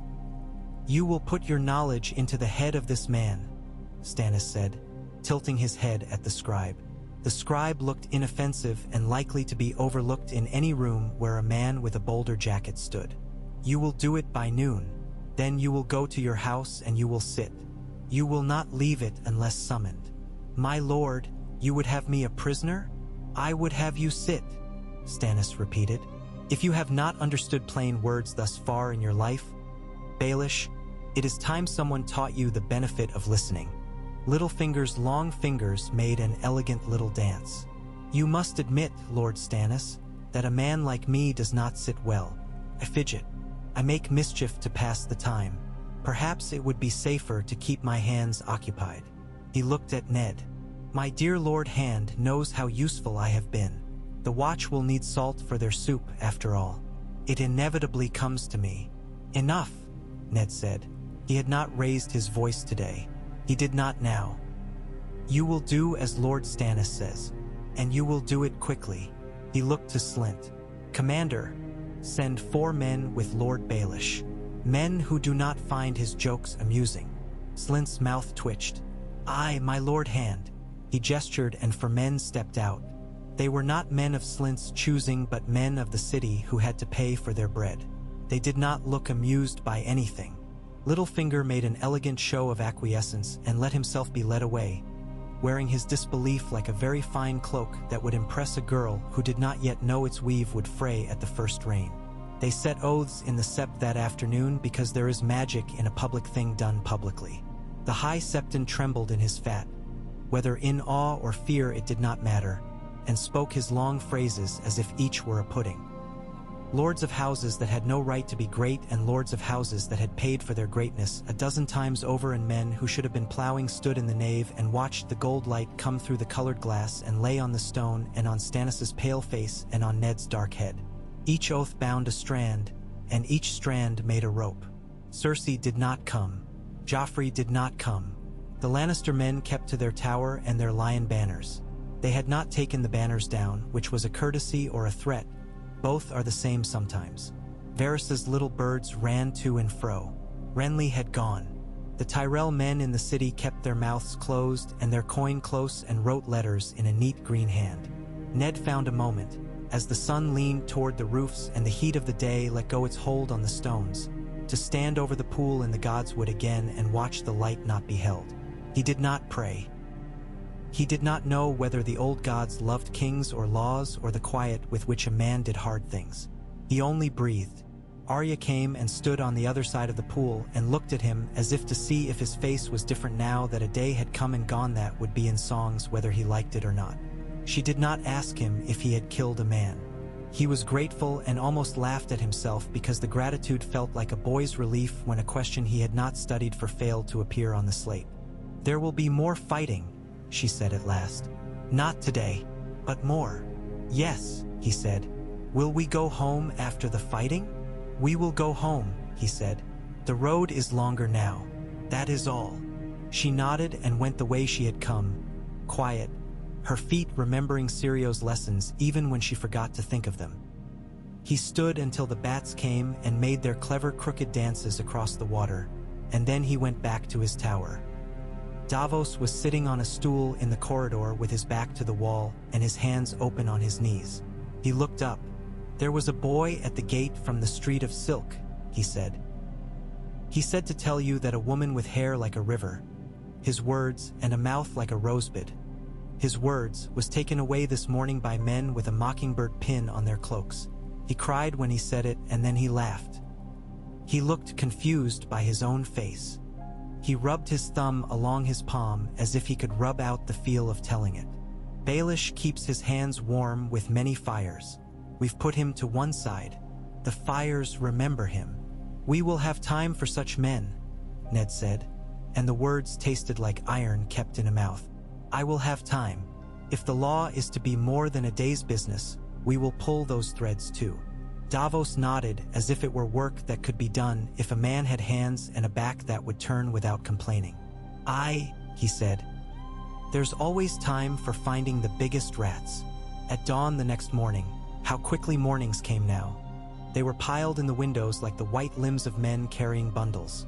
Ravens left the rookery with ties on their legs and messages in their tubes. One went north, and Ned imagined it walking over mountains in the mind of men who would see it go and say, "It is a good omen if a raven flies true." One went to Dragonstone to tell Celis that her husband stood where the law put him, and that she might now permit herself to believe her God favored him. One went to Old Town where men wrote the word law 1,000 ways and believed each was the same word. The rest went where they went. Their wings clapped the morning like wet clothes. Cersei did not sit idly. She never had. While Ned made oaths and Stannis measured sums and Barristan set watches, she sent Lancel to call to her those lords who liked gold more than they liked straight things. She had coins gathered and promised and rings given and returned as if they would come back to her hand in a river of gratitude. She did not find as many hands to fill as she had expected. The city had smelled the law on the air the way it smells rain. Even the men who like to get wet in secret do not like to be seen tracking a wet trail through a clean hall. Jaime Lannister waited like a man with a sword in his lap and a sense that he would not be asked to swing it yet and did not like that feeling. He went to the yard and matched blades with men who were not his match and sharpened his senses against their bluntness and grew more bored with each victory. He went to the gardens and looked at windows and imagined himself springing and killing, and then thought of the white of Barristan's hair and the look in that old man's eye and found that killing would not be clean in this place today. He went at dusk to his sister and laid his head in her lap and asked, too softly for anyone but her to hear, "Why did you not let me kill the hand when he spoke?" "Because," she said, stroking his hair as if he were a colt she meant to ride forever. "You will not kill him in daylight with the room watching and call it justice. You will kill him when he stands alone and calls it law. And then you will be a villain." She smiled. "You would not like to be a villain. You would like to be a hero who had no choice."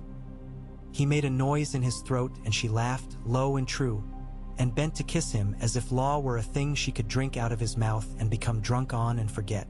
In the Tower of the Hand, Ned pared his nails with a knife that had belonged to his father and listened to Stannis' scribe recite numbers that added up to a city that could be fed and paid and kept until the harvest came in from the riverlands. He made decisions that were not hard and some that were, and he signed his name and kept the lamp trimmed and the wick from smoking and thought of Winterfell's lamps and the women who trimmed them and how little they would think of kings with their legs all one length and their swords all sharp and their minds so dull. He sent for a dyer and chose cloth with his daughters.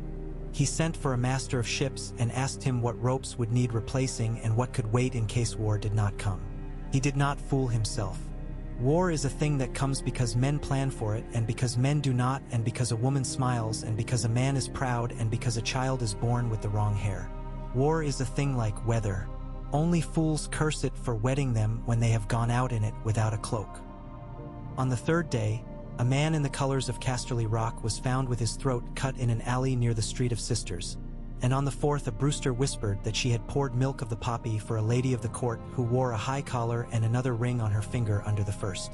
On the fifth, a small riot broke out when a gang of boys threw stones at a golden lion painted on a shop sign, and the shopkeeper came out with a ladle and a courage that turned to fear when he tripped and the boys laughed.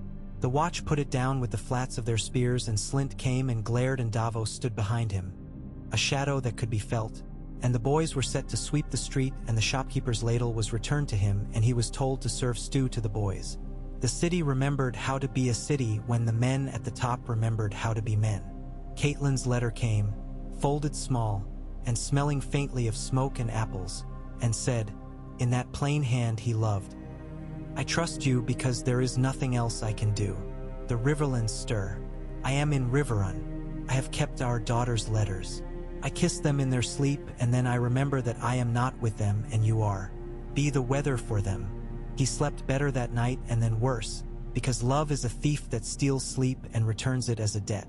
They brought Renly's message by way of a cousin to a cousin. It said, in smooth words, that the Reach would not be the first to bend its knee to a law that had been decided by Northerners and stony men and thin men of islands. It said also that the Reach would not be the first to break the peace. Said many things, each of which meant, wait. Stannis read it with as much interest as he would have given a receipt for a barrel of fish. He will play at kingship in a tent, he said. We will let him play until he finds there is no throne to sit on but this one, and no chair that looks as if the men who sat in it were made of iron. In the evenings, Ned walked the ramparts with Barristan Selmy, and they spoke of nothing and of long-ago wars. Barristan told a story about a time he had crept through reeds up to his waist to unclasp a gate from the inside, and he laughed when he told it, a boy's laugh. Ned told him nothing of the Tower of Joy. Some things lie too deep to tell to anyone but the snow and the stones. The queen sent a message on the sixth night. Bring the girl Sansa to me, that she may learn what is to be expected of her as a lady of the court. It was written in a hand not hers. Ned burned it in the candle and held the blackened scrap up and watched ash break and float and then fall, because it is good sometimes to see tangible things refuse to remain even when words insist on them. On the seventh morning, with a sky as innocent as milk and a sea that was trying to believe it would be calm forever, a Lannister ship tried to come up the Blackwater with a hold full of spears and a deck full of men who did not quite remember what it felt like to live in a city where other men's oaths mattered. Stannis had been waiting for it. He did not bring in his own fleet with trumpets. He brought it in with a quiet blocking move. 2 galleys across the mouth, a chain of barges, a man on the bank with a horn to tell the stevedores to raise their poles. The Lannister ship sat there, as if surprised by the idea of water that would not be where it needed. Men argued on the deck. Davos, who had gone down to watch because he liked to keep an eye on the way ships behaved, grinned to himself. There's nothing that teaches a man the particular humility of a tide like being made to wait for it, he said to no one. By then, the realm knew. Ravens rode it across the sky. Inns in the fingers told men with wet cloaks. Men in Old Town with ink under their nails told other men with ink under theirs. Women in White Harbor told fishwives. Boys in Duskendale told each other in scraps of story tea. EY did not understand. A boy with black hair is a king. A queen has a brother for a husband. A man with a long face and a longer temper stands like a door. Each telling changed a little, and each was still the thing. And that is how truth enters the world that belongs to the people and not only to the men who sit in halls. There would be war. It could be felt in the way men sharpened their knives and in the way women counted grain and moved sacks from one place to another and said nothing. The Lannisters would not leave off because a room had told them to. The Reach would not choose a bride without seeing who held the bread. The North would not let itself be ground under anyone's heel, even a lawful heel. The Stormlands would come because their lord would call them and they loved him, even those who found him too sharp to lean on. The Trident would swell with more than rain. But for a handful of days in King's Landing, Law walked in front of men who had forgotten its shape. Ned Stark rose in the morning and held it in his hand and put it down in the evening and knew it would still be there in the morning. He knew too that no thing so straight can stand if men with axes decide to test it. He knew the axes were being sharpened. He oiled his own. When word came that Casterly Rock had called its banners and that a host was moving like a red line across the map, when word came that Renly had crowned himself with flowers in a field and told men they looked well in the sun, when word came from the Eyrie that Lisa Arryn had shut her gates and would not even let a raven perch, he did not flinch. He sat at his table and took up a scrap of parchment and wrote in his flat, unadorned hand, "We will meet them at the Mummers' Ford. We will send men to the Golden Tooth. We will put strong men in the Twins and make Lord Frey choose in daylight before 100 witnesses." He wrote, "The girls will go north with a company strong enough to break a bandit's back and quiet enough not to call a storm." He wrote, "The law first, then the sword." He wrote, "I will hold the city until you come, Robb, and then I will sleep in a bed that smells of snow." At night he sat on the bed in the Tower of the Hand and slept not at all for a while and then all at once like a man falling into a drift. He dreamed of the heart tree that was not there and of a white branch and of a slow, patient drip of red sap that might have been blood and might have been the way time looks when you see it from the corner of your eye. He dreamed of a wolf on a high place and of a stag below it and of the stag lying down and the wolf turning its head to listen to footsteps coming up behind. He woke with his hand on the hilt of a plain sword and the dawn sitting on the sill, and before the business of the day could begin to climb the stairs, there came a soft knock on his door that told him a man who had killed without bragging stood outside it. He rose and went to open it because this too was the work, to take from other men the weight of their nights and let them lay it down for a while in a room where the light was not yet harsh.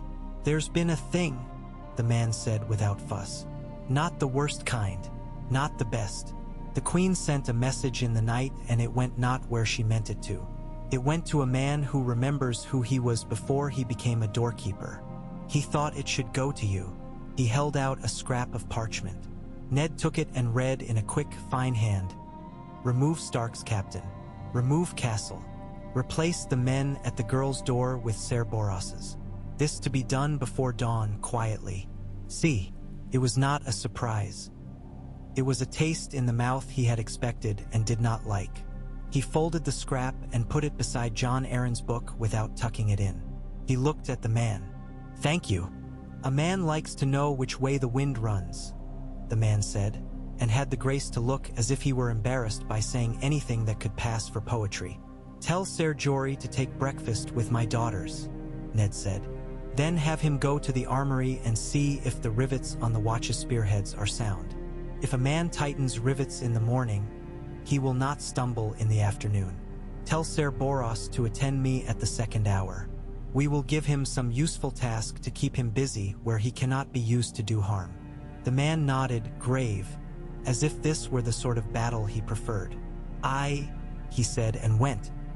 Stannis came an hour later, and they stood with their hands behind their backs like boys being scolded by a septon, and looked out over the city that lay as if it did not know yet that it would soon be visited by armies.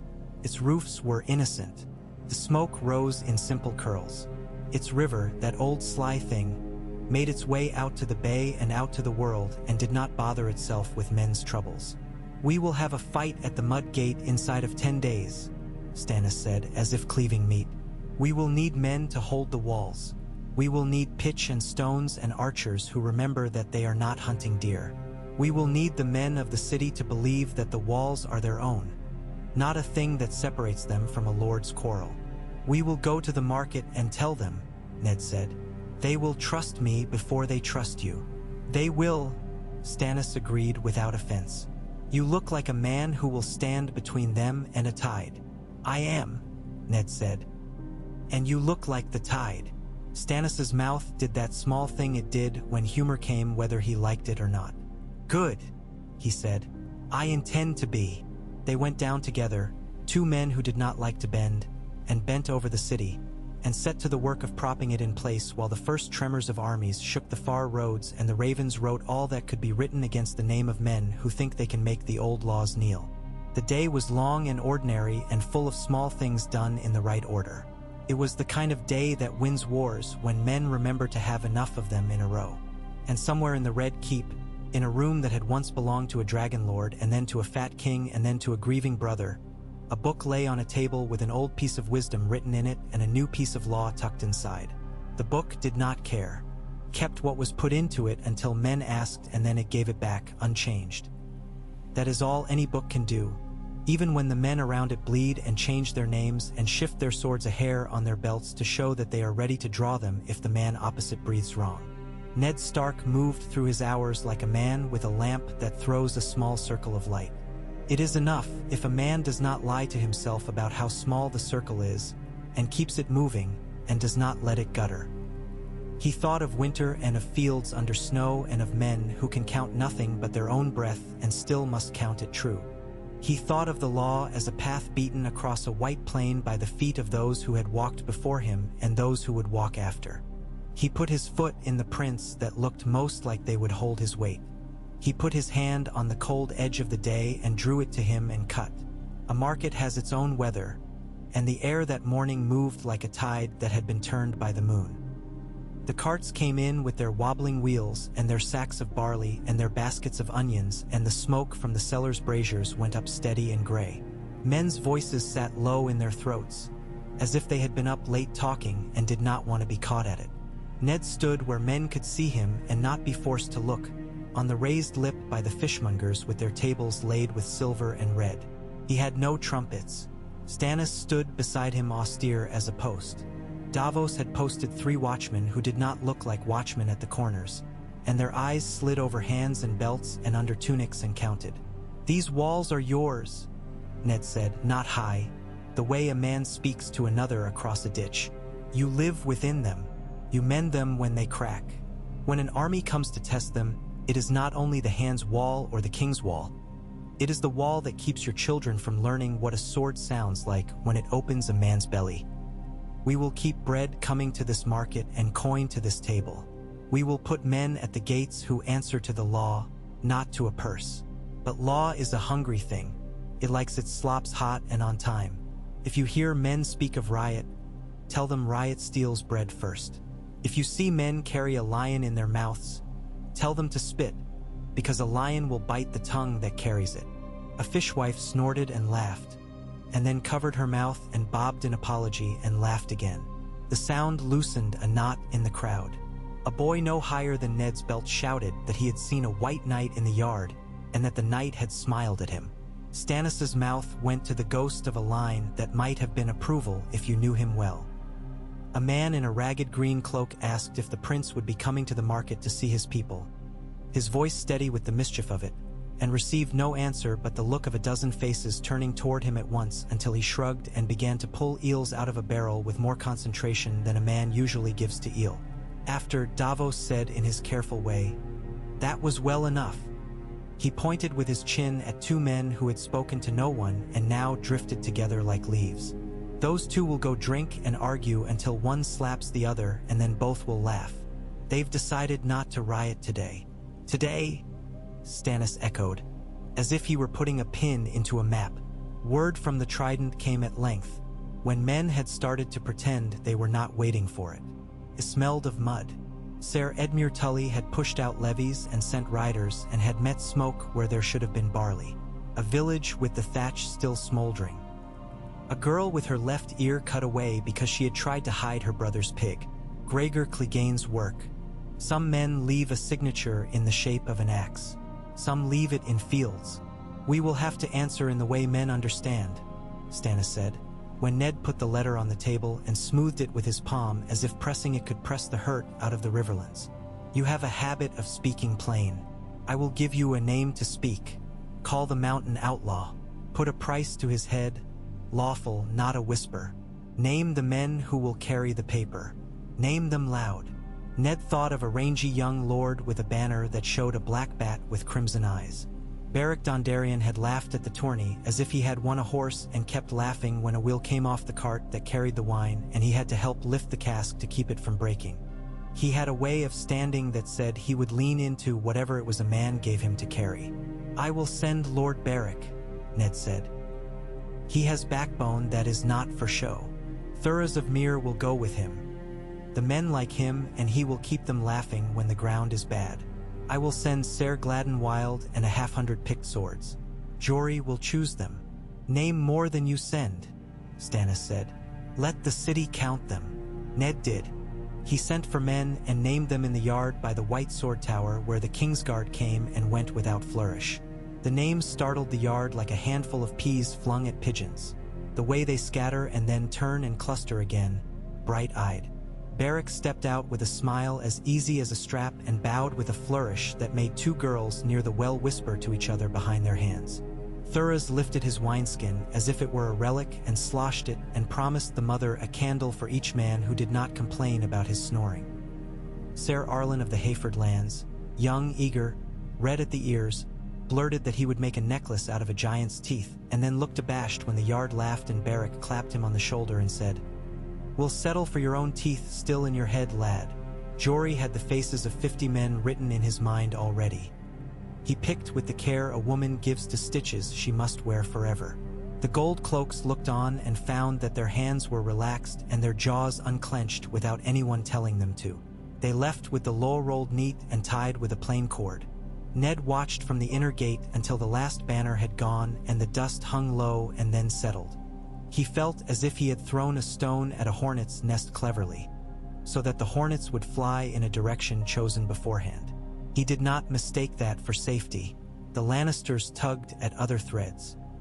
Men found a clerk dead in a counting house with his ledger open to a page with small neat numbers that did not add to what a certain baelish thought they ought to add to.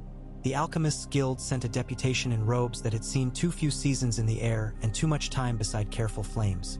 They spoke of wildfire and of jars that had not cracked in a decade and of dragons who loved to drink their green fire and who could be called back to memory if men would carry their jars to the walls when the hour came. Stannis listened and did not blink and said, "You will put your jars in a cellar under the care of men who will count them and not let them count themselves. If I hear that a boy has opened one while his mother's head was turned, I will fill your guild hall with river water until your jars float out your doors and you may see how they swim." They withdrew with their hands tucked into their sleeves like guilty children. Varys followed them with his eyes and thought it interesting that a man who did not believe in their gods or their guild would yet remember the shape of their dangers. Later, he told Ned that wildfire did not listen to law. "Had it but ears, my lord, I would whisper to it and save us all a great deal of fuss," he murmured.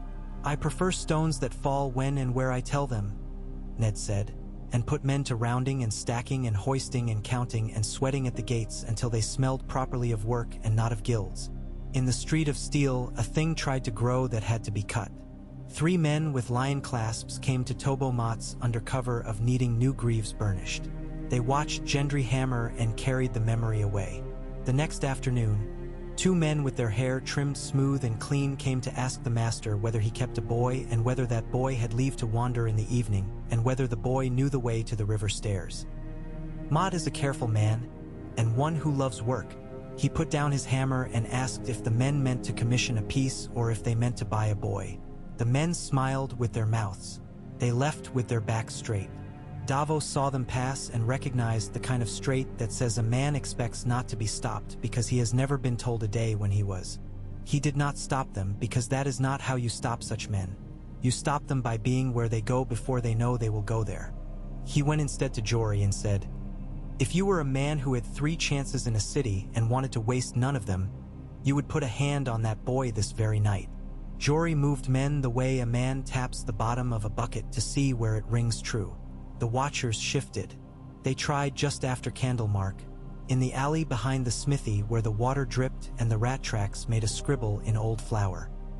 A hand went on Gendry's mouth from behind, and another hand caught his wrist, and a third reached for the knife that is always in any alley where men do such things. The third hand met a wrist that had broken men's noses for 20 years and did not mind doing it again. The alley turned into a short, thick scuffle. The kind that sounds like a carpet being shaken and a pot falling and a breath punched out of a man's lungs. It ended with one fellow biting his own tongue so he would not name his paymaster and another spitting teeth and swearing the sorts of oaths men take when frightened, to any god that might be near enough to take notice, even the ones they had never before remembered to call by name. After, Gendry stood with a split lip and his hair half in his eyes and his chest heaving, his hammer still in his hand. He looked at Ned in the lamplight of the hand solar with a scowl on like a boy told he must sit his letters when he has a good horse to ride. "I didn't ask to be king's anything," he said. "No," Ned said. "You did not." He thought of the boy's hand on the hammer and the care with which he had fixed the shoe of a horse that had thrown it at the tourney. He thought of Robert drunk and tender in a way that made him unkind. He thought of boys who die to make something straight when men have bent it too long. "You will be apprenticed to the royal armory," he said, and watched the boy's scowl deepen. "It is work. You will be paid. You will keep your head down. Men will guard you who will pretend they are watching the armory door. You will treat them as if they were not there. They will be happy to be invisible. It makes their work feel clean." Gendry shrugged. "Work is work," he muttered, but some of the stiffness went out of him as if the world had been returned to the shape he understood. He went away with 2 guards who looked like they had never smiled, and someone from the kitchens had the sense to press a heel of bread into his hand, and he ate it walking as boys do, and crumbs fell down his chest and stuck there in sweat and ash. Stannis watched all of this as a man watches the cooling of iron he has struck. He did not remark upon any of it. He remarked upon other things. "Renly writes from Bitterbridge," he said, "a week into the new shape of things. He says there are 100 lords of the Reach who have declared their adoration for him and his promise. He did not trouble to name them. He says the Red Wine Fleet will not move until it has been properly introduced to the idea." "Properly introduced?" Ned repeated, aware that his voice had gone dry. "Is he planning to kiss it?" Stannis did not smile. "He will kiss and be kissed until his face sours. Mace Tyrell writes flowery words in a hand that looks like a coconut cake. We are not yet ready to name an order of precedence for our affections, he says, which means he stares at his coffers and counts how much they weigh and wonders whether they might buy him a throne. He plays at it now because he thinks the world will clap. Let him. When the clapping stops, he will wish he had kept his hands for steering his plow. "Will he march?" Ned asked. "Not unless he is pushed," Stannis said. "He will send Loras with a bright spear into some field that will be named by poets whose mothers have never had to wash blood from a shirt, and he will hope it is enough to count as a war without being won." Tywin Lannister did not wait for such niceties. A raven told that he was at the Golden Tooth. Another told that he had left it. A third told that the smoke from the road to the river ran like a snake. A fourth said that Kevan Lannister was with him, and that the wagons moved with discipline, and that the men were fed and shoed, and that the Lannister host looked like a shop where everything has its place and every place is swept. Tyrion Lannister came to his father's camp from the Vale with a sellsword at his back and 3 clansmen at his heels. All of them noisier than their numbers warranted, and each of them more useful than they looked. Tywin listened to his son speak of a city where law had stood up and not been slapped, and he narrowed his eyes as he looks into a son he cannot move. "If the wolf stands in a doorway," he said without warmth, "you do not ask it to get out of the way. You build a fire on the step and smoke it. It will move." Tyrion made a little mouth that might have meant agreement if it had had more belief in it. Bronn sharpened a knife with a sound like a snake in dry leaves and thought of the price of bread in a hungry city. At Riverrun, Catelyn Stark took her father's hand in the hours when he woke and told her that Lisa had beautiful hair as a girl, and did not believe him when he told her she had been unkind because memory is a drink we mix to our own taste. She read Ned's letter 3 times and then folded it very small and put it in the little carved box where she had once kept hair ribbons. "He will hold the city," she said to her brother, standing by the window with the afternoon flat on the water below. "The law will hold with him. That is what he does." Edmure tossed a belt on a chair and scowled and rubbed his chest where a bruise from a practice blow had not yet gone to yellow. "Law is a word we use when we want the other man to do what we want," he said. "Tywin uses it. He says the law is that his house will not be robbed. Gregor uses it. He says the law is that men will not stand in his way. I say an axe is an axe and we had better sharpen ours." He kissed her brow more gently than he had spoken and went out to set men to work digging pits and taking down old siege engines from the gallery and oiling them until the oil ran like the memory of summer down the wood. Robb Stark read the copy at Winterfell in the echoing hall that had seen boys grow taller as it watched and did not comment.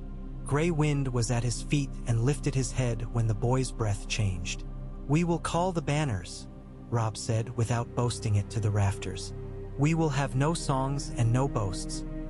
We will have men who can walk a day and not complain and eat oats without spitting. I will go south."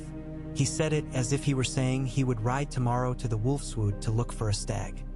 He went to tell his mother and found that she had already told herself everything a boy might tell his mother. She looked at him with the sort of gaze that measures a new stitch's strength and decided whether it will hold when the cloth is worn. She kissed him and told him to remember that horses die when men will them to go where their legs cannot carry them, and that it is a bad lord who rides his horse to death and calls it bravery. Men came to Winterfell as they always do when the banners go up, with the furs on their shoulders laden with snow and with axes that smelled of pitch and sweat, and with boys at their heels who had never seen a battle and hid their weak stomachs by beating their swords on their shields and howling so that their voices would not crack. The great Jon opened his mouth and bellowed and liked the shape of it. Glover brought men who made neat lines without being prodded. The Umbers came as if they had known before the Raven that there would be fighting and had sharpened themselves for it out of habit. The Karstarks brought sons who would bleed sooner than their father wished.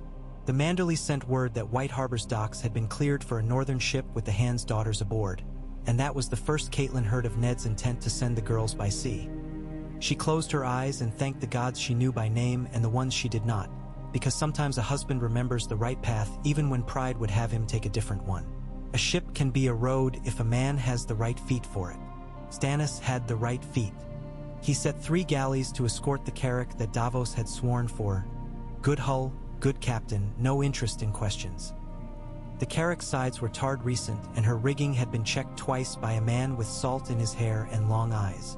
She would run north by way of Dragonstone, where she would change her banner if needful, and then out past Crackclaw Point and up, with a weather eye on storms and reach sails.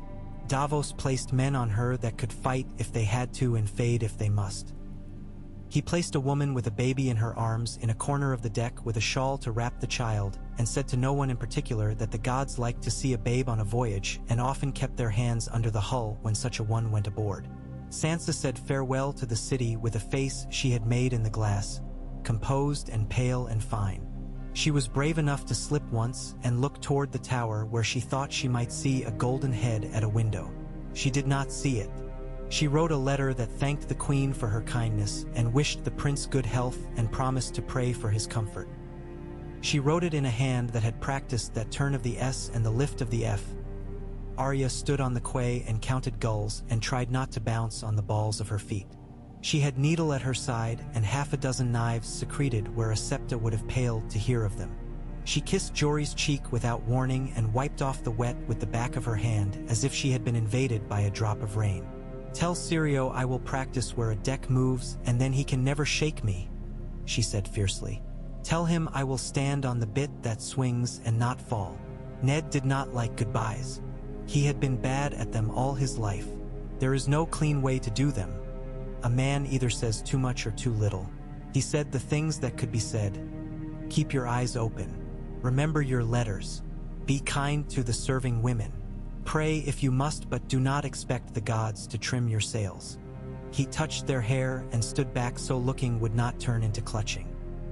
Barristan came to the quay in white like a wall of snow and bowed without weight and told the girls to remember the look of the city because a man's mind should not have to work hard to find its way back to a place in memory when it must. Stannis stood a little way off because it was not his way to be in the center of such small weathers. He watched the lines cast off and said to Davos under his breath, "If that ship founders, I will blame you and myself in that order, and then anyone else who thought of it." Davos said, "I," with no offense taken. He had sons. Cersei watched the ship pull out from the shadow of the Red Keep from behind a lattice of carved wood. It made a pattern on her face that would have pleased her if she had thought of it. "I wanted the pretty one," she said without heat. "I would have made her love me." Jaime had his elbow on the sill and his chin in his hand and looked bored. "You make men love you," he said. "Girls are troublesome. They think it means you will share your combs." She slapped his arm and he laughed, and she stood with him and watched until the sails were spits of white like gulls too far to be counted. Joffrey paced like a cat who finds a door shut and scratches because he cannot think of what else his paws are for. He had taken to striking servants in small ways that would not leave marks. Tommen stood in the practice yard with Ser Meryn and did what he was told and did not smile when he was told he had done it well. Myrcella looked out windows and practiced a grace with her hands that made every gesture she made look intended and clean of accident. Cersei told herself that she had not lost anything she could not take back when she chose. Tywin wrote to her in a hand that looked like a road of good stones and said, "Hold, trust me." She did not trust men. She trusted names and gold. From the sept came the smell of incense and the endless soft chant of the High Septon's voice. Moving through prayers as a man moves through a set of exercises he learned when he was thin and has done every day since. Ned slept poorly, the air heavy on his face. He woke to Davos's shadow and a folded note. The men that Baelish had fed had found their way to a kitchen and had said his name under their breath, as men will say a prayer when they study how much meat has gone missing from the stew pot, and then they had said it louder when no one cuffed them for it. Slynt heard it. He looked toward his door as if it had spoken his name. He did not go through it. There is a flavor to a room when a man who took your coin chooses to keep his oath. It tastes like nettles. Useful if you know how to cook them. Ned sent Janos Slynt a jug of beer with a frog on the stopper and a cut of beef enough to feed his household, and then pretended that he had not done it when Varys asked him at noontide what he thought Slynt preferred for his supper. Barrack's banners were seen again in the chalk hills above the headwaters of the Mummers Ford, and then they were not seen. Men said they had slept under stars as bright as coins and had gone on. Men said they had met a burning sword in the night and had laughed. Men said the mountain had taken 3 heads and set them on posts, and the crows had taken 1 eye each and left the other in each head unpecked to keep watch. Men say, on the 8th day, Thuras of Mir's name came back to King's Landing in a song a boy was humming as he carried a basket of turnips. It had 3 notes and no words, and when asked what it was he said the men from the road had been singing and he had picked it up. On the 9th, a farmer from the hayfields said he had seen Barrack's men go in at dawn to a village that had lost its roofs to flame and come out at noon with 6 men, who looked like they would have been happier if their fingers were not bound. On the 10th, 2 men arrived with their ears cut clean as if a careful butcher had done it. They said the mountain had meant to show them what a man should listen to.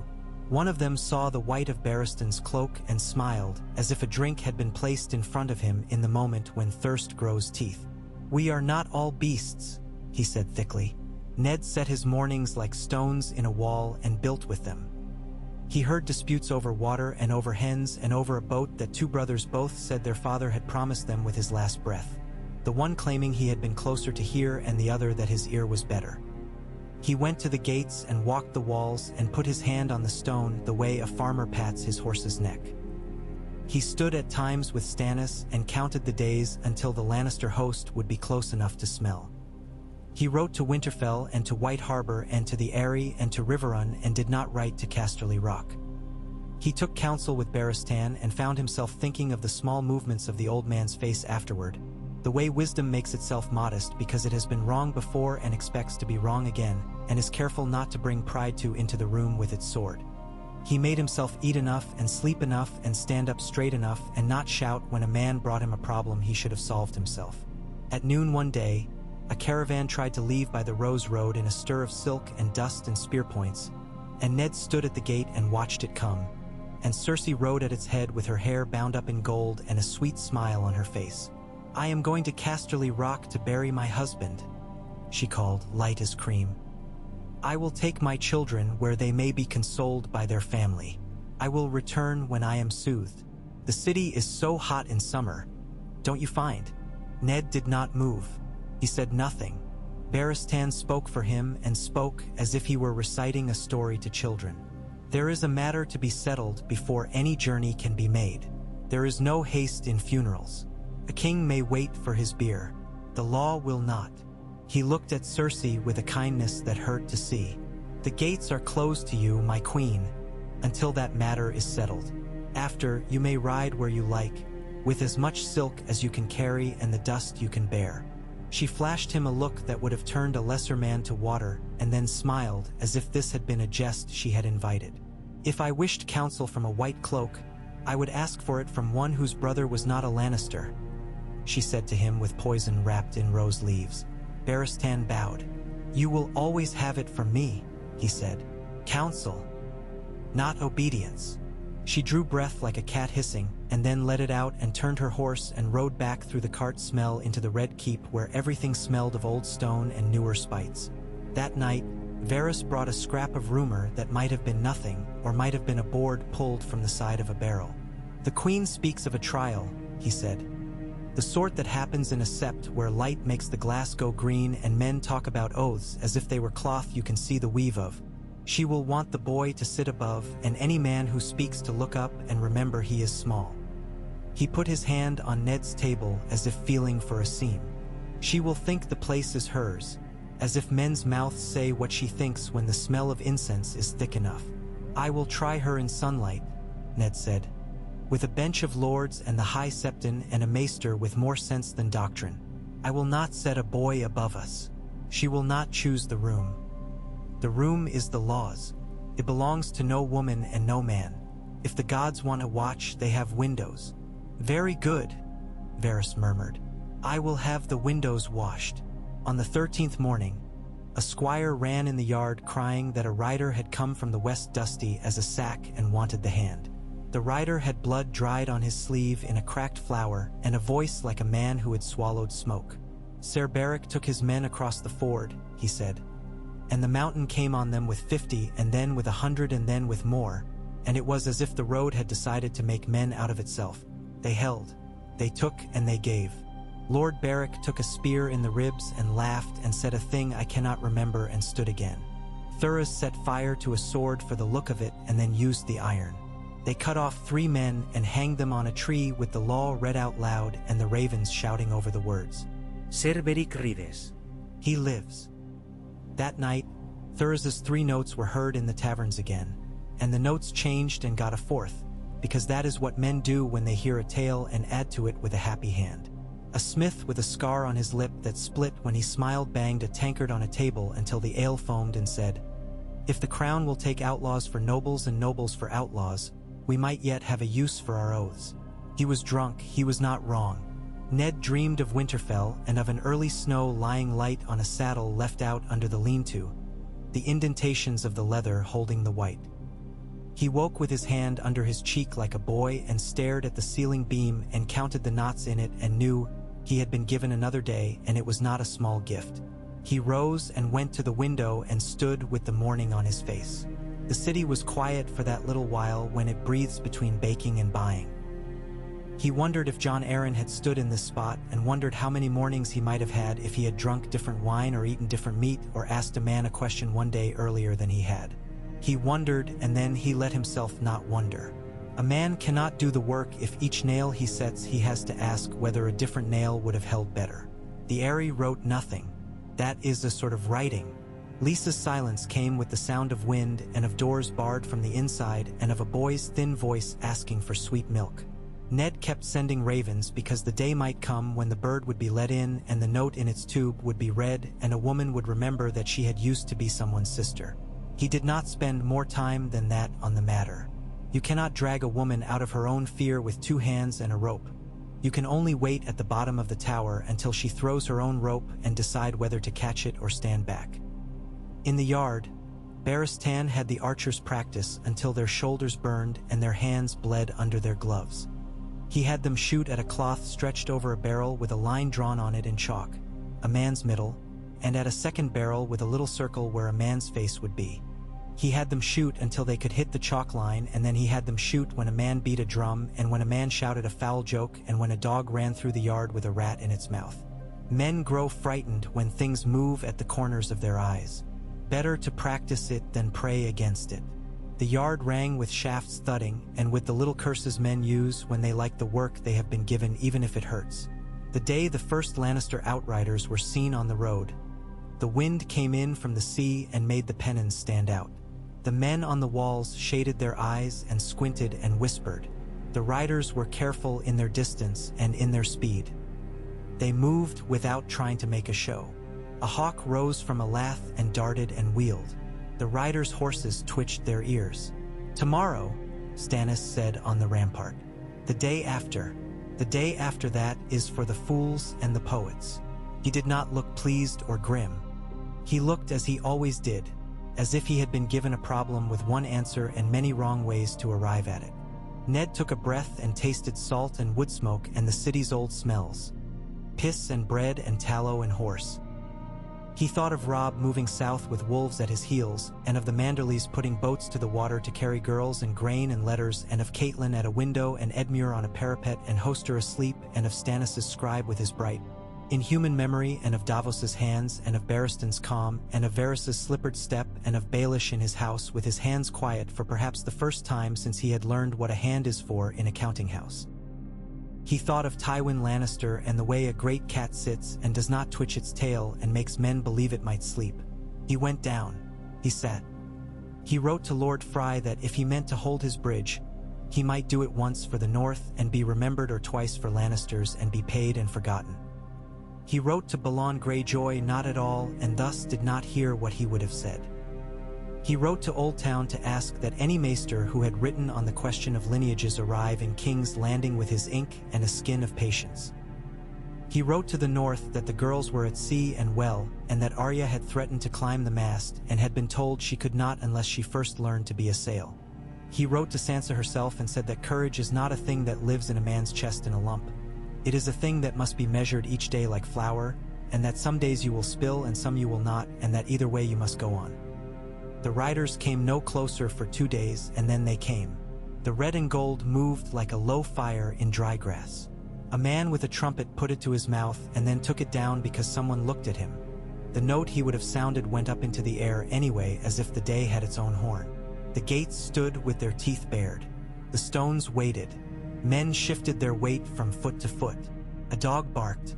A woman on the roof of a fish shed held her baby and stood on her toes and then rocked back. "Hold," Ned said, though no one had yet moved. "It is good to tell men what they are already doing when the moment comes. It makes them think they are obeying." He put his hand on the parapet and kept it there until his skin knew the exact temperature of the stone. He kept it there until the horsehair creak of the oncoming saddles grew distinct. He kept it there until he could smell the horses and the dust that had been a farm field once and might be again if this day ended well enough. The Lannister captain drew up and pushed back his visor and looked up. His face had that placid, square, well-fed look that men who live long under a good lord often wear, and his eyes had the distance of a man who knew his place in a larger plan. He lifted his hand. A trumpeter behind him sounded a thin, official cry that made the pigeons go up from the eaves and wheel and settle again. A banner tilted forward like a man bowing from the waist. "In the name of Lord Tywin of House Lannister," the captain called, "clear as you please. We demand the surrender of the Queen and her children unjustly held. We demand the head of the false protector. We demand the boy bastard who is paraded to mock our house. We demand the law be done." Ned waited until the words had stopped bouncing off stone. He looked at Stannis. Stannis looked at him and raised an eyebrow so slightly only a man who had looked at him every day for half a month would have seen it. Said, "Now." Ned took a breath and let it out slowly. "In the name of Eddard of House Stark, by the will of Robert of House Baratheon, late king, as writ and witnessed, and by the law of the realm I refuse you," he said. He did not need to raise his voice. The stones did it for him. "The Queen and her children are held for the peace of the city. The law will decide what is to be done, not a man with a lion on his shirt. If you love the law as your lord does, go back and tell him we will hear it in a hall, with witnesses, with ink and with eyes. We will not hear it on a road, with dust and trumpet." The captain gazed up a long moment. He might have been admiring the masonry. He set his visor down slowly. "So be it," he said. He turned his horse. The dust rose. The men went. The trumpeter did not sound this withdrawal. There is no trumpet for a road refused. The pigeons settled again, annoyed with themselves for having been fooled twice. Davos let his breath go and only then realized he had been holding it hard enough to make his chest ache. Barristan shut his eyes once, the way a man does when he must remember a prayer and cannot, and then thinks of an old song instead that his mother taught him and finds that it helps more. Cersei paced her solar with a measured grace that would have made a cat feel clumsy. "He insults us," she said to no one. "He thinks himself stone because he was frozen as a boy." She looked to Jaime. "If you loved me, you would." "I have and I do," Jaime said lightly. 100 times and more. But the walls are high and the men on them are not all fools. And the old man in white is the kind who will step in front of a blade with a smile and call it duty. If I kill him, they will sing it badly and the tune will be tiresome. He leaned and kissed her at the corner of the mouth and felt the tension there and liked it because anything alive in her drew him as fire draws moths. "Wait," he said. "We do not know how to do it, but we can try. Wait." She took his wrist and squeezed hard enough to hurt and then pulled him to her. The kiss tasted of old iron and new anger and the sweetness she used like a weapon that could cut whether she put it away or left it out.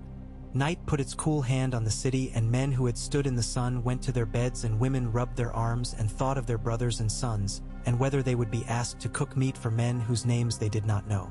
The ravens sat and preened and shook and stared with that glassy stillness that makes a man think they are looking at the space where he will someday be and seeing it empty and shrilling in laughter or in pity. It is hard to say which with ravens. Ned slept a little. He woke and wrote a line to Robb that said, "Do not do anything in the dark that you would not like to do in daylight, whose simple truth might save more men than a dozen clever counsels." He wrote to Catelyn, "I sent them by sea. If the world hates me for it, let it." He put down his quill and leaned back and closed his eyes and saw Lyanna's face as if it had been painted on the inside of his lids. It did not hurt as it once had. It had the grief in it of a long winter day with a bright thing at the end you cannot quite make out. And that grief is wearying but not cruel. When morning came, Stannis was on the rampart already, looking as if he had stood there all night and had not noticed. Davos came up behind with bread and a pot of something that smelled of fish and herbs and handed it without comment. The sky had the flat pail of milk again, and the sea beyond the city had put on its Sunday face, unruffled, innocent, false. Men on the road outside made little tents grow like mushrooms after rain. Banner poles went up like young trees. The sound of hammers carried. The day did not feel like the day of a great thing. Great things seldom do until they tip. Ned looked out and thought of the things that must be set into motion now because once an army sits outside your gate like a cat, you must arrange the shelves before it leaps. He thought of the siege engines to be built. He thought of the granaries and the cisterns and the wells. He thought of the men who would start to whisper and the men who would start to sing and how to keep the one from turning into the other without a blade. He thought of the trial that must be set. Cersei's face, Joffrey's ears, the book, the scribe, the maesters, the high septon in his glass light. He thought of Robb on the road and of Beric in the hills and of Tywin on the plain and of Renly in the fields of flowers and of every god in every hall who was being asked by hands that smelled of bread and of leather and of soap and of smoke to please, please, let this be not the day, and if it must be the day then let it be one the men we love live through. He thought of all of it and it did not crush him. It only laid itself across his shoulders the way a cloak does. He shifted so it fell more evenly. He stood. He went down to begin again. The day the lords were summoned. The light came through the high windows of the throne room in long pale blades and laid their edges on the dust. Men came because the hand told them, and because there is a gravity in the word law that even the cunning will heed when there is a crowd. The floor filled not with resplendence. That was for tourneys and weddings, but with the quiet, practiced richness of men who ruled counties and hills and riverbends without noise.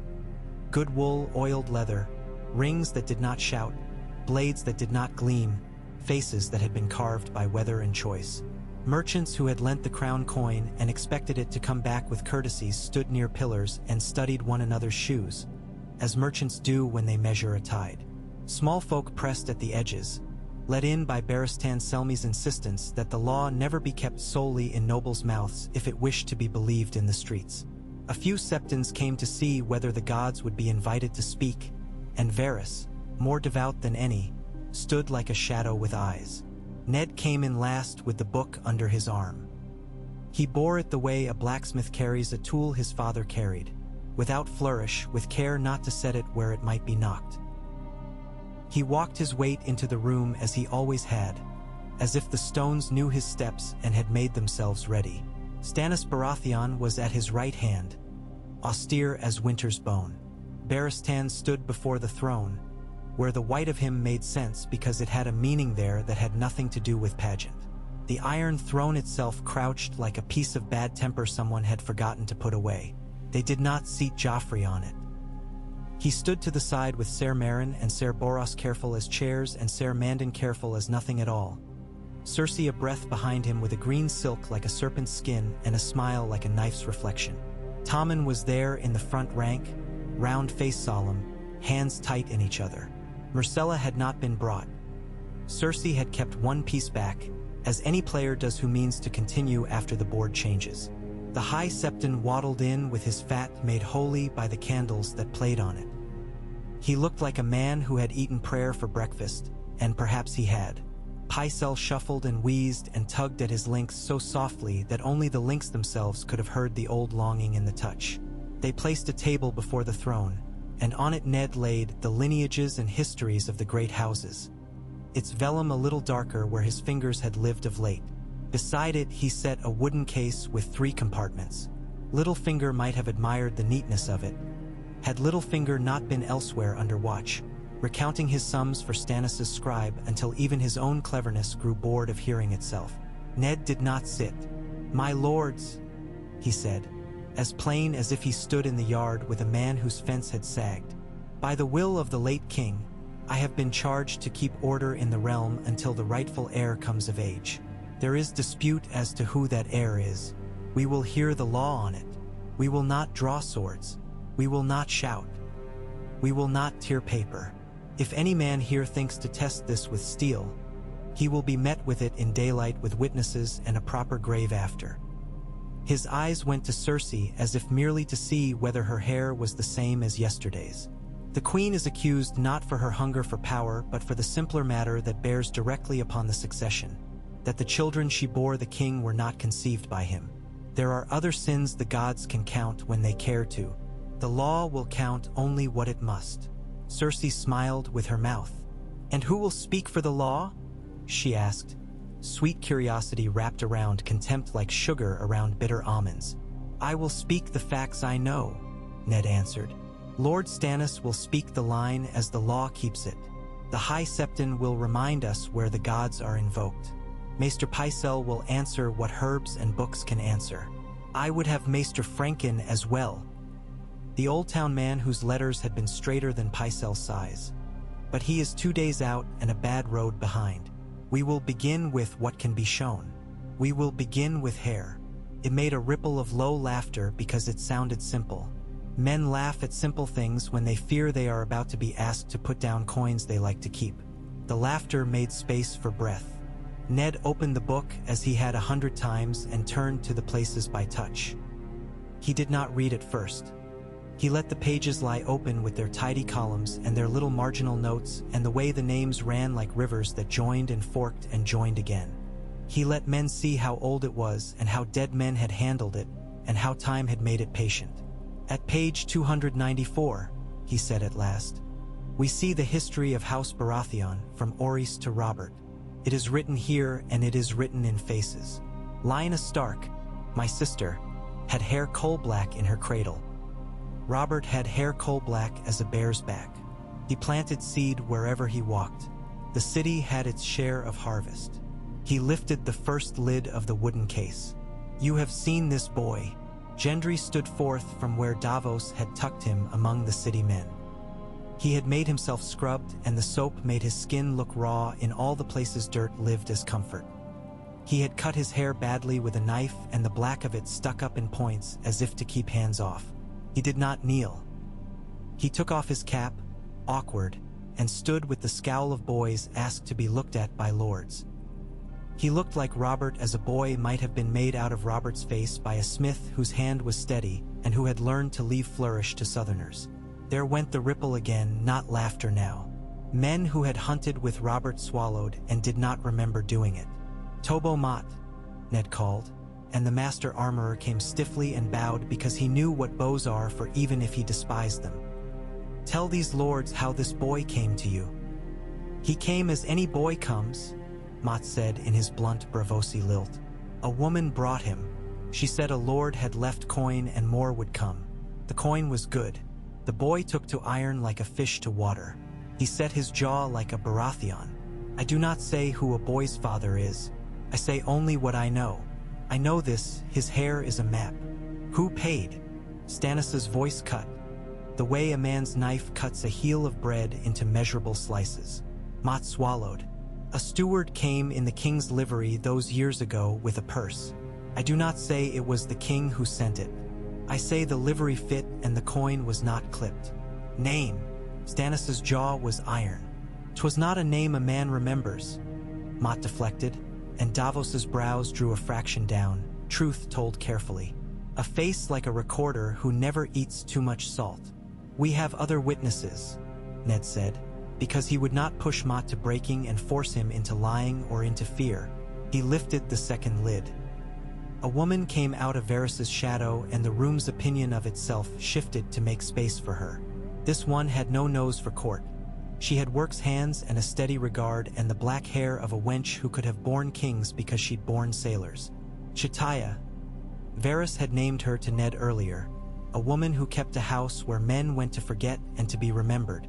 "I have a girl," she said, looking Cersei in the face because she was brave in her way. "She had a girl with hair black as night.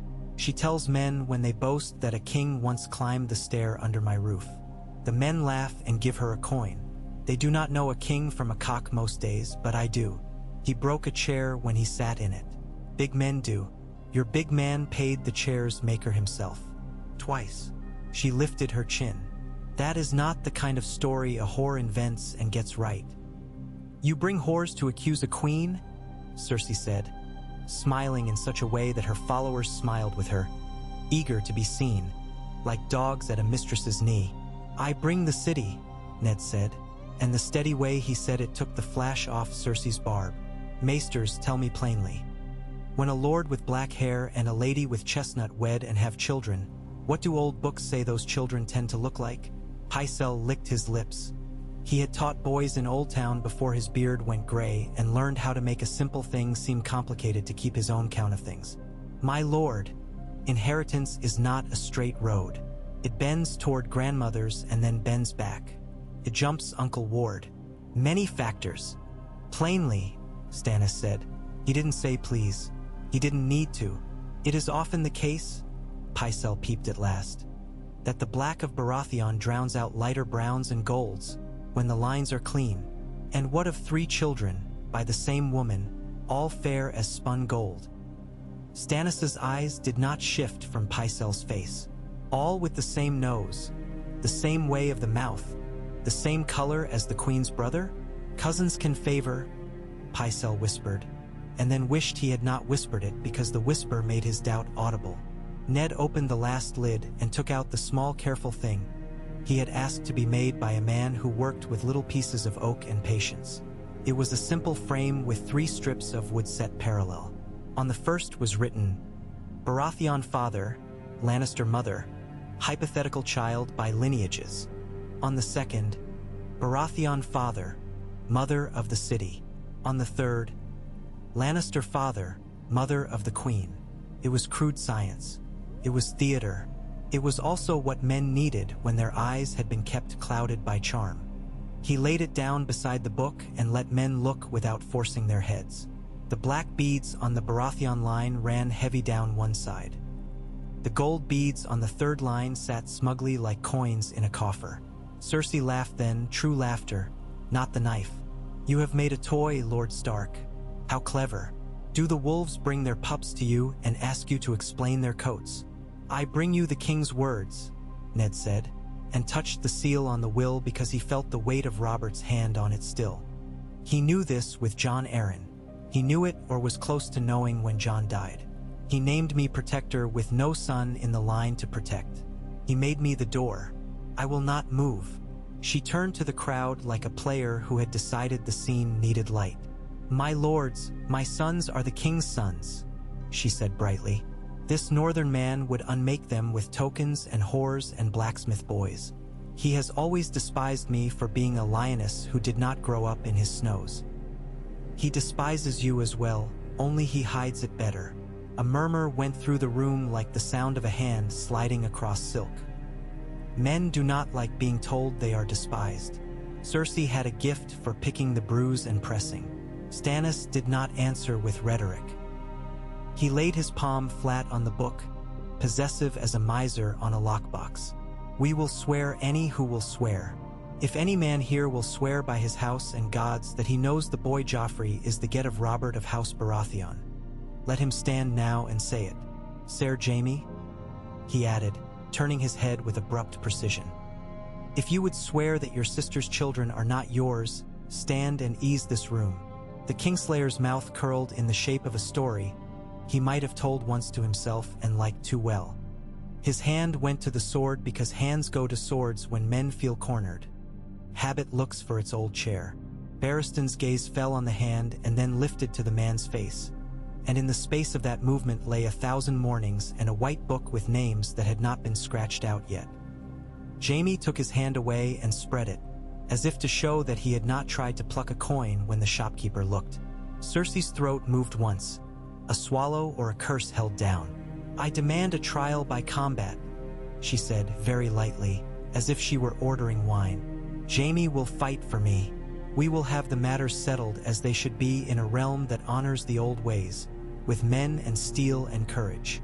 "The old way has a place," Stannis answered, and for the first time his disgust showed openly, as if the mask of restraint he wore had slipped for a heartbeat and showed raw. "It has no place in a ledger. The question is not whether you are brave or whether your brother can thrust steel into another man's neck. The question is whose blood runs in those children. No sword can cut an answer to that.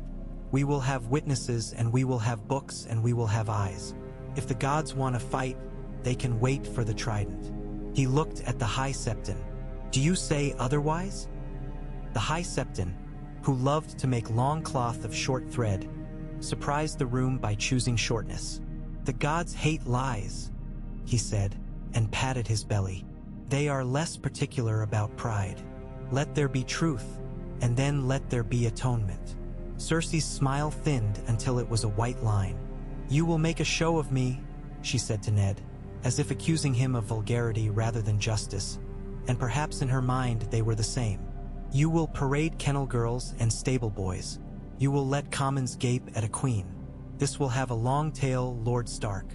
Do you love your own house so poorly that you do not fear how far the tale may reach?" "The law is not a show," Ned said. "It is a table where men eat and sometimes starve. It is not always beautiful. It is always needful." He turned. "Call Ser Barristan's squire." The boy came with the white book in both hands, careful as if carrying a sleeping babe. Barristan took it and penned where he knew, because he had put quill to it more than once in a life that had taught him both the weight of vows and how to walk with them without breaking his back.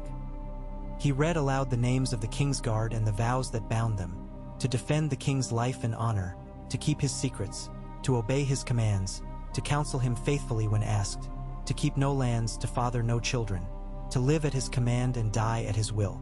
The words fell into the room like the measured drops of a jar closing its seal. Jaime Lannister stood very still, and his face tried half a dozen expressions in the space of the reading and found none it could wear long. "I have kept my vows," Barristan said, lifting his eyes when the last line had been spoken into stone. "As near as a man can who is not yet dead. I counsel this: we honor the dead king with truth. The realm is a long house with many rooms. We will find better sleep in it once the shutters are set right and the draft stopped." He looked at Cersei. "Your Grace, be brave in the right way. Endure this. Do not make a spectacle of our grief." She stared at him, and for the smallest of moments the queen slipped. Weariness showed, deep and human. She had expected rage. She had come armored for it, with words sharpened. The combined weight of indifference to her beauty, Stannis, and compassion that had no softness in it, barest tan, through her balance. She caught it quickly, as any cat does. "Very well," she said. "We will have your show." She turned, gathering Joffrey with her eyes without laying a hand, and left. The white cloaks followed like weather.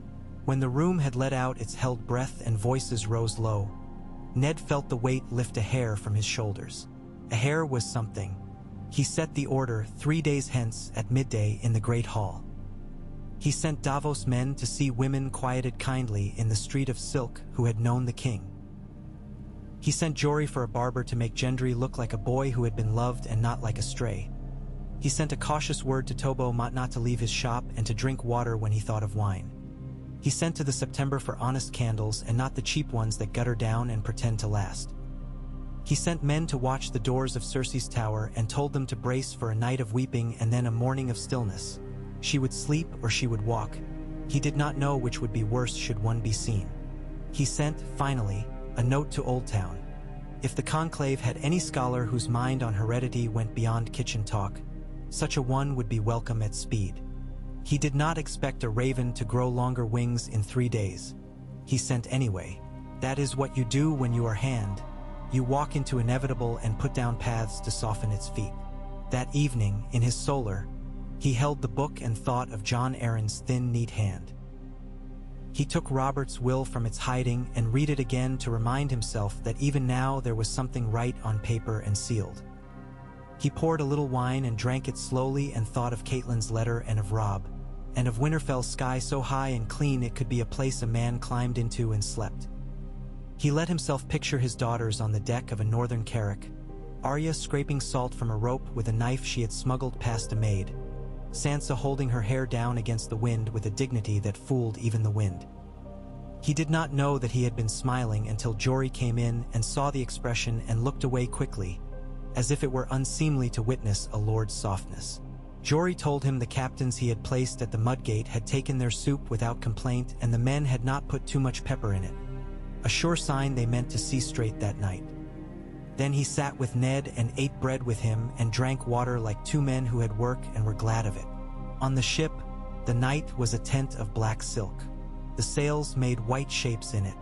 Arya discovered that if she lay on her back on a coil of rope with her head hung a little over, the stars would go swimming in a way that made them feel close enough to pluck. She did not pluck them. A woman's voice nearby sang a low song in the language of a place south of the Stepstones. Arya did not know the words, but the tune was thick and sweet and turned the edge of fear to something Arya could chew and swallow. Sansa stood at the rail and did not cry because she had decided she would not. She held with both hands because she had learned how quickly the deck can move and betray pride. The captain, a man with a nose like a beak and kind eyes that had seen more of storms than the gods meant any man to, came to stand beside her and talked about lines and knots and the way to keep from chafing when rope and wood had to rub. She listened and said sensible things in reply, and the captain smiled inside his beard.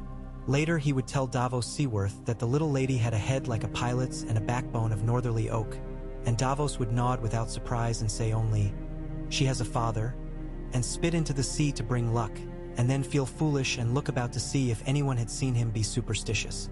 They put into Dragonstone for an hour in the gray before dawn, just enough to signal to the galleys that rode with Stannis' road and to take water and to fail entirely to notice the red flicker at a window in the stone drum. A woman with hair like a lick of flame and eyes with no shore stood there and watched the white sails blink like gulls in the dim, and smiled without mirth and without sorrow, as only those who believe they have seen the shape of the world undressed can smile.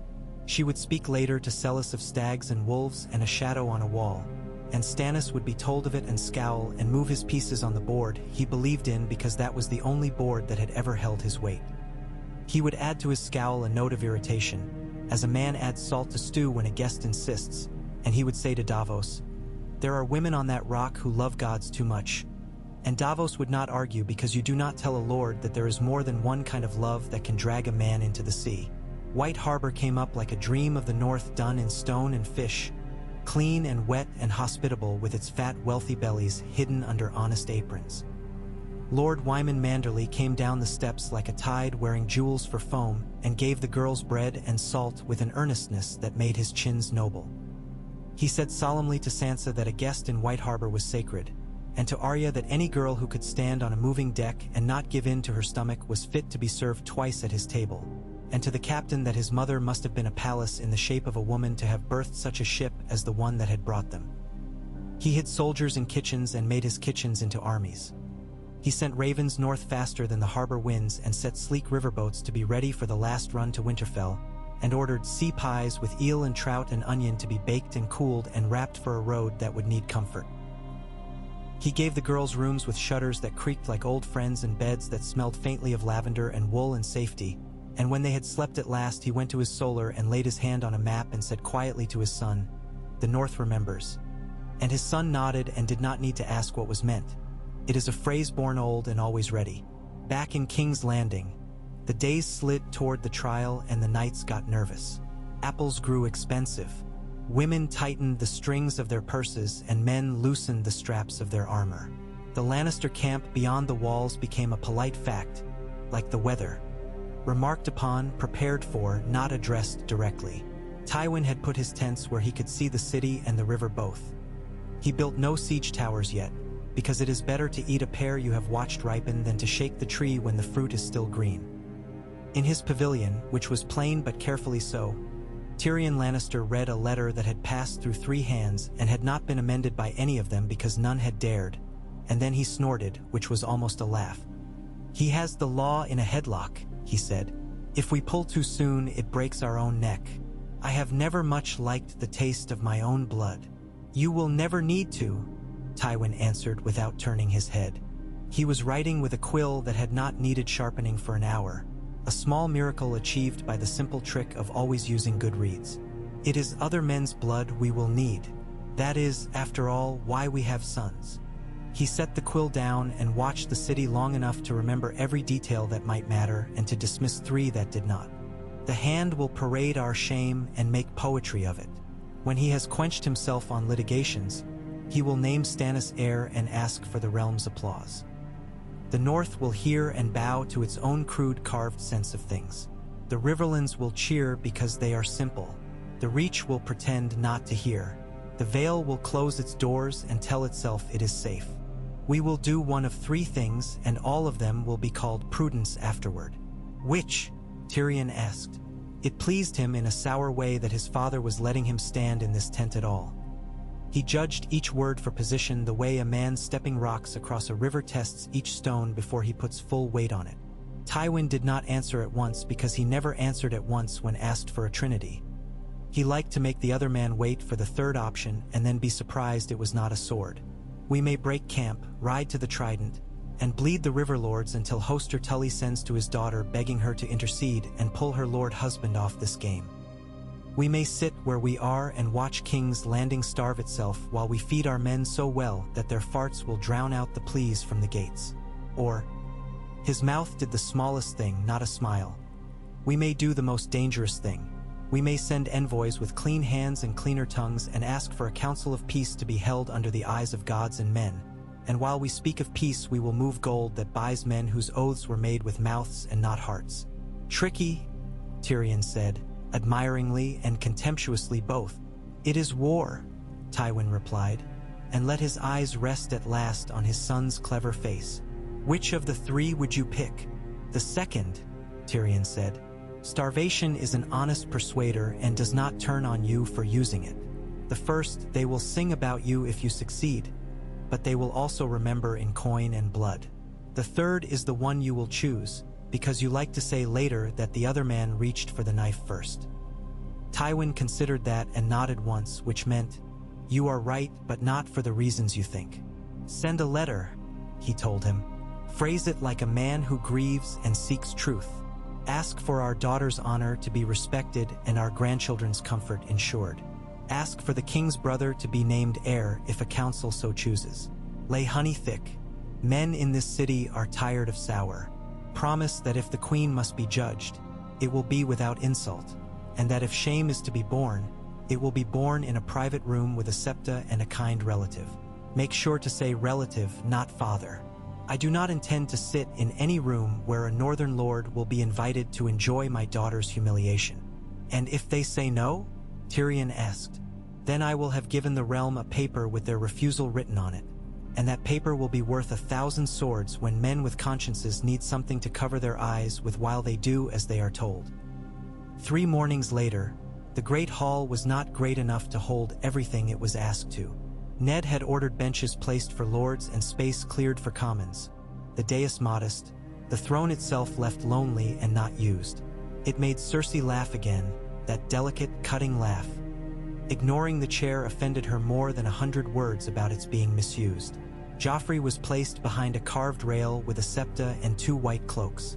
Ser Mandon Moore stood near him without ever quite seeming to stand anywhere in particular. Stannis stood as if he had no bones to tire. Barristan saluted the room with a measured inclination that felt like a benediction. The High Septon asked for the Mother's mercy in phrases that could mean either mercy for the helpless or mercy for those who had created the need for mercy. Varys looked like a cushion you could lean upon and find a knife in only later. They called names. Tobomot, who stated what he knew and nothing further. Chitaya, who refused to simper and therefore did not. A midwife who had been paid to keep her mouth shut and had spent 3 nights not sleeping and now wanted to tell someone that she had done a thing for the king that had cost her something and no one had marked it. He wept, she said, eyes on her own hands. He was drunk and he wept. Men weep over babes. The lordlings think it makes them women. It makes them men to my mind. She did not look at Cersei. She kept her eyes on her old knuckles and the room favored her for it. Maester Pycelle was called again and fenced with words and sweat and finally said, "Jon Arryn came to me asking for herbs," and paused and then decided to be brave and added, "He asked for the ones that keep seed from quickening." And the room hissed because the room is prurient as any fishwife. "I told him that such things are not for old men," Pycelle squeaked, "but he said they were for a friend." He did not look at Stannis because he had not looked at men he was afraid of since he had become a man other men feared. He asked about the colors of hair, and I told him. Black puts gold to bed and wakes with black in its hair. He dabbled at his forehead with a cloth, trembling. He died. He died. I did not kill him, he added childlike, shocked at himself for saying the thing that had been a noise in his head for weeks. Who had the most to gain by Jon Arryn dying? Stannis asked him coolly. Men who thought him about to unmake a bed they had made. Pycelle whispered, and Varys's eyes went dead calm, and Cersei's mouth showed teeth, and the room made that murmurous sound that is never quite applause and never purely fear. Cersei asked to speak and was permitted. She stood with her hands folded just so, as if a painter might wish to come and take her likeness, and said, "My Lord Hand, you would punish a mother for loving her children. You would strip a queen for being loyal to the one person in this realm who deserved loyalty. My son wears his father's courage, if not his crude coloring. He will be a better king because he was not born with a boar for a progenitor." She lifted her chin. "I see what you aim to do. I see it all. You will make my children bastards? Then do it. Speak the word. Let all the bells ring. Call my sons Hill. It will not change the fact that they have been raised in a palace and others in a sty." Silence met her because the daring in it was like cold water thrown at a man's face. Ned felt a sympathetic pain for her nakedness, not compassion. Something colder and more exact. He said in a voice that did not rise, "By the authority given me and by the old laws of this realm, in the names of the father and the mother and the smith and the warrior and the maiden and the crone, and in the name of the stranger who oversees what we cannot, I declare Joffrey, Tommen, and Myrcella to be born out of lawful wedlock and not of the body of Robert of House Baratheon. They are set out of the line of succession. They will take the name Hill. The queen is charged with adultery and the crime of incest. She will be held in comfort with a septa and a handful of chosen ladies, until such time as the lords of the realm sit in judgment for the sentence appropriate to her station and crime. Her children will not be harmed. Their education will proceed. No insult will be offered them in this hall or any." There was the smallest of pauses and then the sound of a room exhaling. Sounded like a seal set and cooled. Joffrey made a sound like a kettle going over a flame.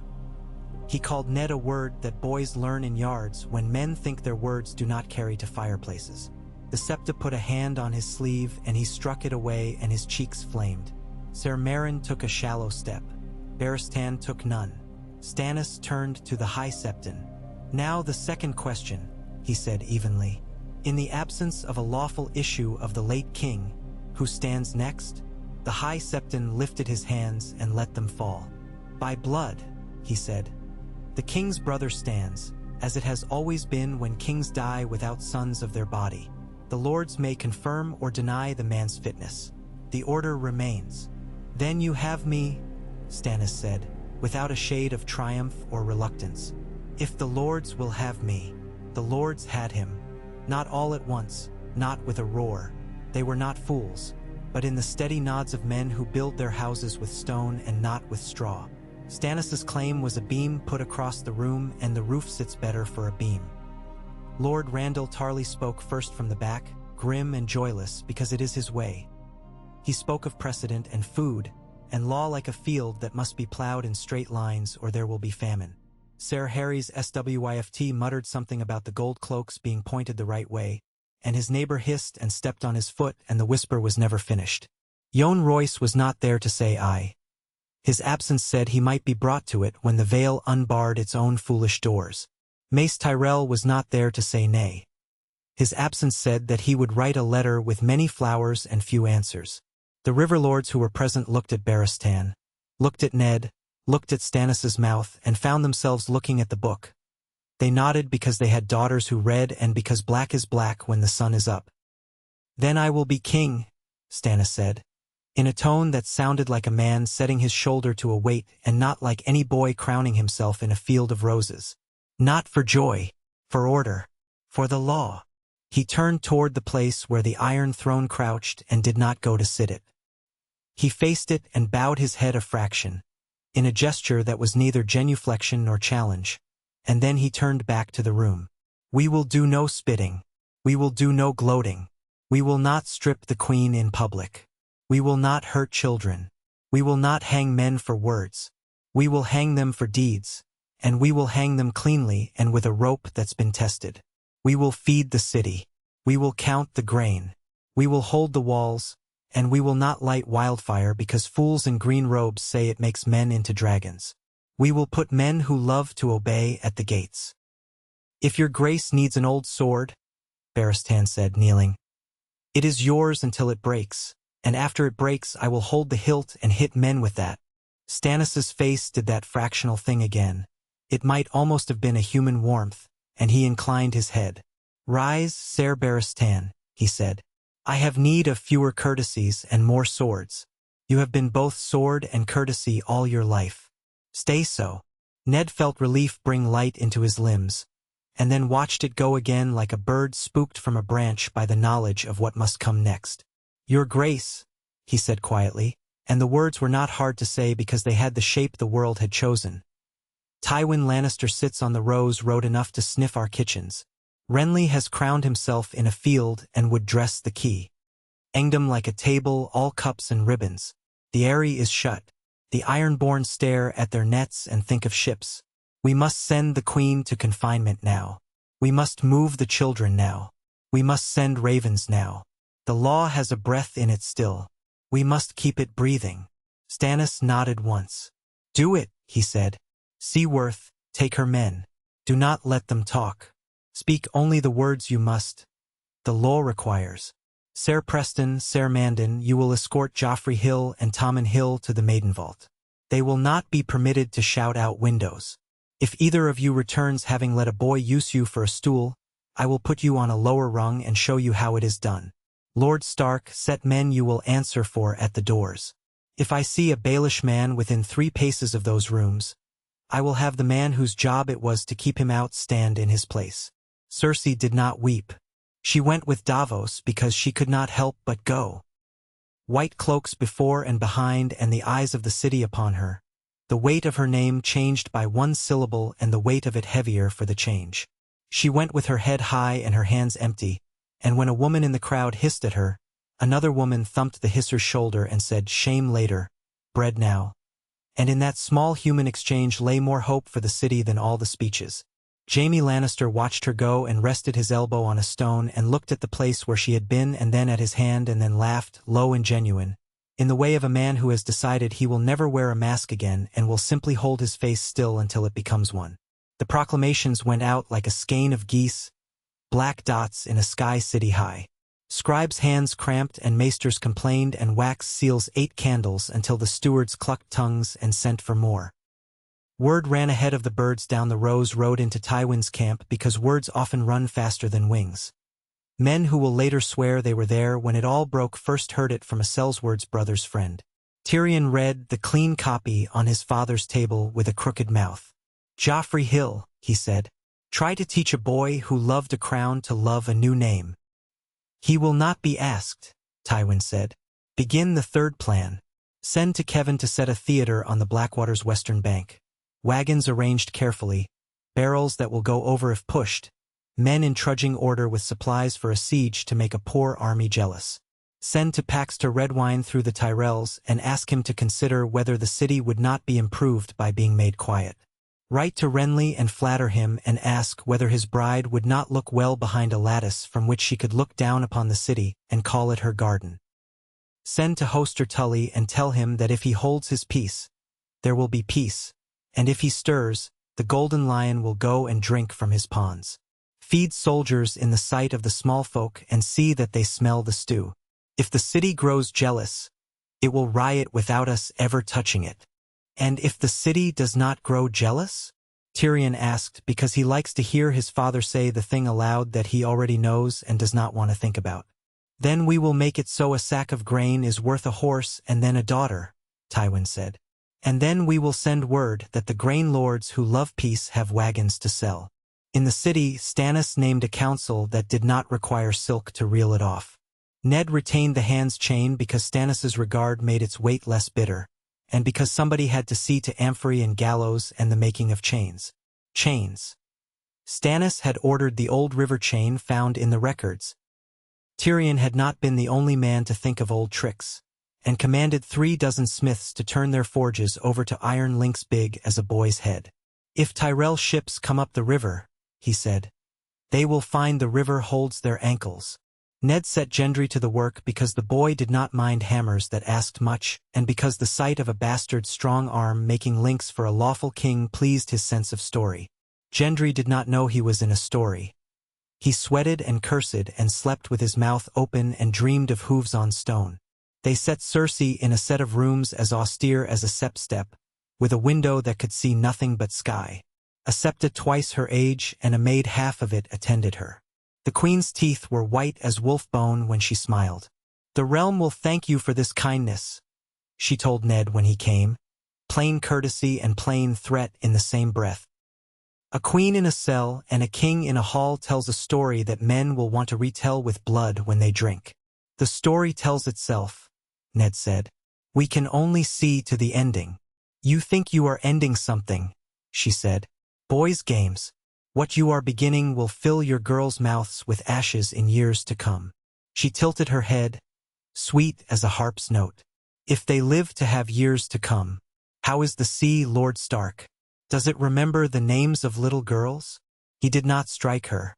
He did not smirk. He put his hand on the door and went out and shut it gently.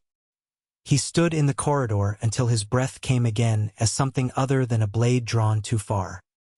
He looked at Davos, who stood with that patient stillness of an old sailor, and said, "Double the watch." And Davos nodded and said, "Aye," and did not speak the comfort he might have, because he was clever enough to know when a man had no room for comfort and more room for orders. The first messenger from Tywin came under a flag white as milk, and was given a stool and water and listened to and sent away with civility. He asked for mercy for the queen in words so careful they could be unstitched and made into a good shirt. He bewailed the shame of good families dragged through muck. He promised, in phrases that went round themselves like well-pointing hounds, that House Lannister would accept the ruling of a peace council if it guaranteed that no hair on a child's head be mussed. Stannis answered him by keeping him waiting until sundown and then speaking for half a minute. "The law has spoken. We will feed the city, clothe the poor, and hang men who steal from the granaries. When Lord Tywin wishes to speak of his daughter's guilt, he may enter the city without sword and sit in the sept for the trial. If he wishes to speak of the city's hunger, he may send grain." "And if he does neither?" the messenger asked, startled. Then we will endure, Stannis said. It is a thing we do well. He dismissed the man with a nod that felt like a tin coin. Renly sent a letter on green paper as if color were content. It spoke of hearts and gardens and proper houses for queens and how the realm wished a gentle hand, not a clenched fist, to rule in harvest time. It did not say that he understood that law is a thing that farmers respect even as they grumble at its measures. Stannis handed the letter to Ned, who read it and felt the same old mixture of weariness and reluctant kindness for a boy who had made of himself the thing he loved to pretend to be. He will not remarry Marjorie if Cersei stands confined, Ned said. He will call it impropriety. He will use the delay to make banners beautiful. They are very beautiful, Stannis said shortly. He wrote 2 words as reply and left it to a courtier to pad them into something that could be carried without breaking men's feelings. The 2 words were, "Stand down." The padding became, "For the peace of the realm, and to keep our wives' mothers from breaking their own hearts." On the city walls, the men learned their posts and learned one another's smells and learned who would share a waterskin and who would not. At the mud gate, Slint stood with his thumbs tucked into his belt and pretended that he had become a better man by taking an oath in a yard. He had become a man watched by more eyes. Sometimes that does as much as a change of heart. Barristan stood watch on the White Sword Tower with men who were uneasy and men who were calm and listened to them talk of very small things. Boots, sore spots, a child's first tooth. He nodded to each, and somehow in the nod there was absolution for being merely human while wearing white. Jaime Lannister came to him there one dusk and leaned beside him, their shoulders almost touching, the city below them breathing its hot, damp breaths into night. "You will hang my sister," Jaime said conversationally, as if remarking on the tide. "I will not hang anyone," Barristan said. "I will carry a message and I will stand where I am told and I will hold a door and I will draw a sword at the day and hour I am commanded. If that makes me hang men, then I have been hanging men since I was dubbed." "You are very good," Jaime said. "So good the world looks better when one stands beside you." "It is the world that is good," Barristan said. "We stain it when we are careless." He turned his head just enough to meet Jaime's eye. "You ought to confess," he said, simple as rain. "It would be clean. It would end much." "And begin much," Jaime replied almost tenderly. No. "I will keep my teeth. I have not finished eating my fill." He pushed himself from the parapet and walked away, whistling a tune that had a wicked little twist in it at the end of each line. Barristan watched him go and shook his head once and looked back at the city and murmured a prayer that had lost much of its ornament over the years and kept more of its meaning. Ned did not go to the maiden vault where the boys were housed, because boys should not be asked to look upon the men who unmade their names unless there is need for it. He sent instead a tutor who had beaten letters into the sons of knights for 30 years and a septa who had raised 5 girls to womanhood and 1 to wisdom, and he ordered that the boys be given a dog and a wooden horse and that no man kneel to them but all men be courteous. He did not think kindness would be enough to make a new story in their heads. He thought it might keep a knife from them for a season. Sometimes that is the most law can do.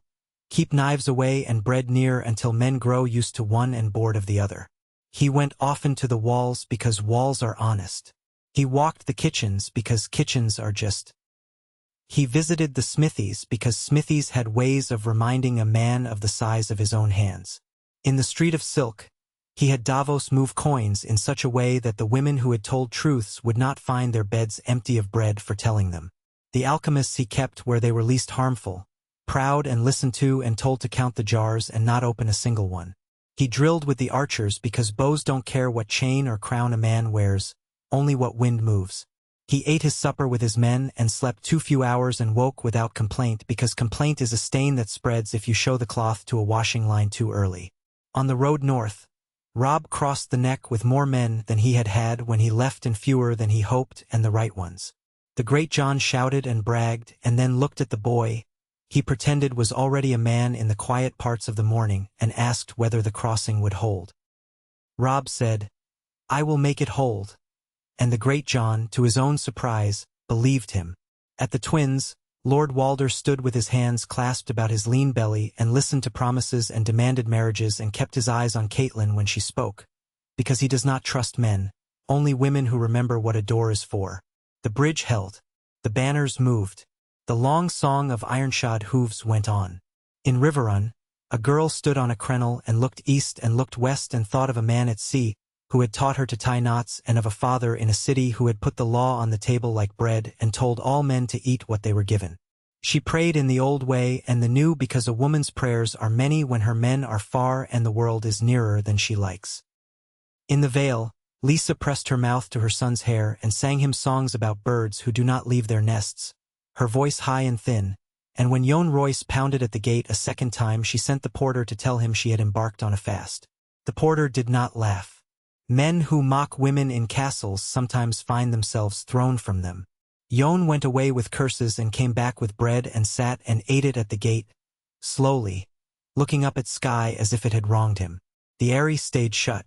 A girl in the lower valleys named Maya Stone wrung out a cloth and stared at the way water falls and thought of men and bastards and mothers and fathers and the way a name can save you or drown you, and decided not to go up where cold sits even in summer and madness grows under flags.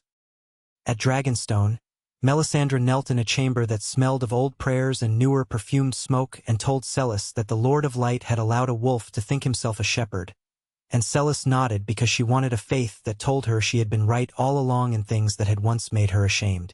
Cresson shuffled and worried and wrote a letter he would never send, and then went out into sea air and let it salt his beard because salt seems clean even when it is made out of tears. Stannis read none of their hearts because he had a ledger of men's deeds to balance. He set his seals. He sent his ravens. He slept little and never called what he did sacrifice. He called it work. When the first stone from a Lannister catapult came in at dusk and struck a lesser tower and broke 3 crenels like bad teeth, the city made a noise and then remembered itself. Men went up the stairs with baskets, and others came down with fragments, and no one screamed who didn't have to. Up and down the length of the wall little fires were lit for working as the light died and were snuffed before they could call a jealous cousin fire across the way. Ned walked the curtain and put his palm on the warm stone and told Davos to have the oarsmen on the river be ready. Not because ships would come but because men like to feel that their hands can answer when stone makes them think of falling. Barristan stood a set of steps below and told a boy with a bandage on his brow that he should not be ashamed of vomiting when fear puts a hand on a man's belly at the same time as hunger. The boy laughed and wiped his mouth and said he would rather be told he was brave, and Barristan told him that he was brave too, and that he was now in possession of 2 truths, which made him richer than most men. In her rooms, Cersei sat with a book she did not read and a mind that did not stop. She thought of Stannis with his stone face and of Ned Stark with his hair like a crow's wing and of Jaime and of a boy with a new name and of a father whose eyes were gold because they had always seen coin where others saw ears of wheat. She imagined a rope and then imagined a knife and then imagined a sept where she confessed and came out clean and laughed aloud because there was no such place. She rose and opened the shutter and looked at sky. It gave her nothing back.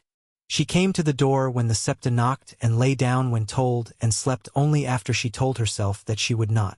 In her dream, a lioness lay with cubs in a room and men stood outside the door and spoke of law while the room grew smaller and the lioness grew thinner until her teeth showed even when her mouth was shut. The morning after the catapult, Ned had bacon that was too salty and bread that was not stale, which was the sort of miracle a steward can perform when a city is bracing for siege and princes have lost their names. He chewed and thought in a straight line. He made a list. He sent a man to the Hound because Sandor Clegane is a dog hired to guard a door and sometimes the door does not stay where you built it. The Hound came, burned lips and all, and stood with his insolent slant and says, "My little king wants a sword in his hand again. His hands shake. He pretends not. Do you want me to take his toy away?" Ned said, "I want you to keep him from cutting himself. We will find him a wooden blade and tell him it is a foreign fancy. Pretend to admire it. Men will laugh with him, not at him. If any man laughs at him, I will have his rations cut and his boots muddied." The Hound's ugly mouth did that trick where it looked as if it might be smiling and then decided not to. He said. "He's a nasty little thing, but he's still a pup. You told the boys not to kneel. I saw. It was well done." He paused, wrestling with words that were not his usual fare. My brother rides a lot. He will find a way into the city if he can. He loves to come upon women by surprise. He thinks that's what war is. If he gets in, I'll kill him and call it a debt paid. If I can't find him, I'll kill men who smell like him. He turned and went without waiting for the thanks Ned had not offered. Men like him take thanks as insult. On the fourth night of the siege that was not yet, the taverns in the fish market sang a song that had Barrack in it and Thurs's fire and the mountain's head on a spike at the gate, and the song walked with the men back to their pallets and lay down with them and made their sleep better. On the fifth, a baker in the street of flour used more flour than any man would have dared the week prior and made small cakes in the shape of stags and sold them under the table in his shop, and gave one to a boy with dirty hair and no coin because the boy said his father had once told him a story about a stag who had worn a crown and then thrown it in a river and gone to live among trees, and the baker liked stories where kings become better things. On the sixth day, a raven from Old Town landed in the rookery and hopped and cocked its head and refused to give up its little roll until the old man in charge of birds said, "Please," because there are some ravens who have learned to favor courtesy. The letter inside said that one Maester Colloquy was on his way with a didactic turn of mind and a bag of bones and shell to show how heredity works in fishes and fowl, and Ned smiled because the gods have a sense of humor and the conclave had only this week found it. He sent word that the man was welcome and was not to talk to anyone but him and Stannis and the High Septon, not because he feared the man would say too much but because he feared the city would eat him for being slow. On the seventh day, Tywin moved his tents a little, the way a man might move a bench closer to a hearth before he leans back to smoke, and the men on the wall watched and told each other this and that about where wagons were and how many cooks they saw. Davos took a boat upriver with 4 men and the oars muffled and counted how many horses watered at dusk and how often. He came back with a number in his head and gave it to Stannis, who put it beside another number and let his mind balance them like a scale. "He will not try the walls first," Stannis said. "He will try our bellies first. Then he will try our sleep. Then he will try the river. He is not a stupid man. Nor a patient one," Davos said. "He will want to show those who follow him that he can make a city kneel. Then we must be dull as stones and hard," Stannis said. "Men tire of hitting stones." They went to the yard and Ned stood with them, and watched Gendry set the last pin in a link of the great chain and swing it with 3 others to where it would be laid into the river when the command came. The link clanged. A gull cried once, offended by industry, and then returned to its own industry.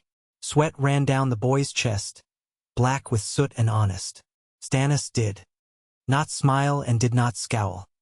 He nodded once, and in that nod lay a rare thing. A king who knew that the world was held up by men who sweat and that the proper response to their labor was to count it and make sure it was not wasted.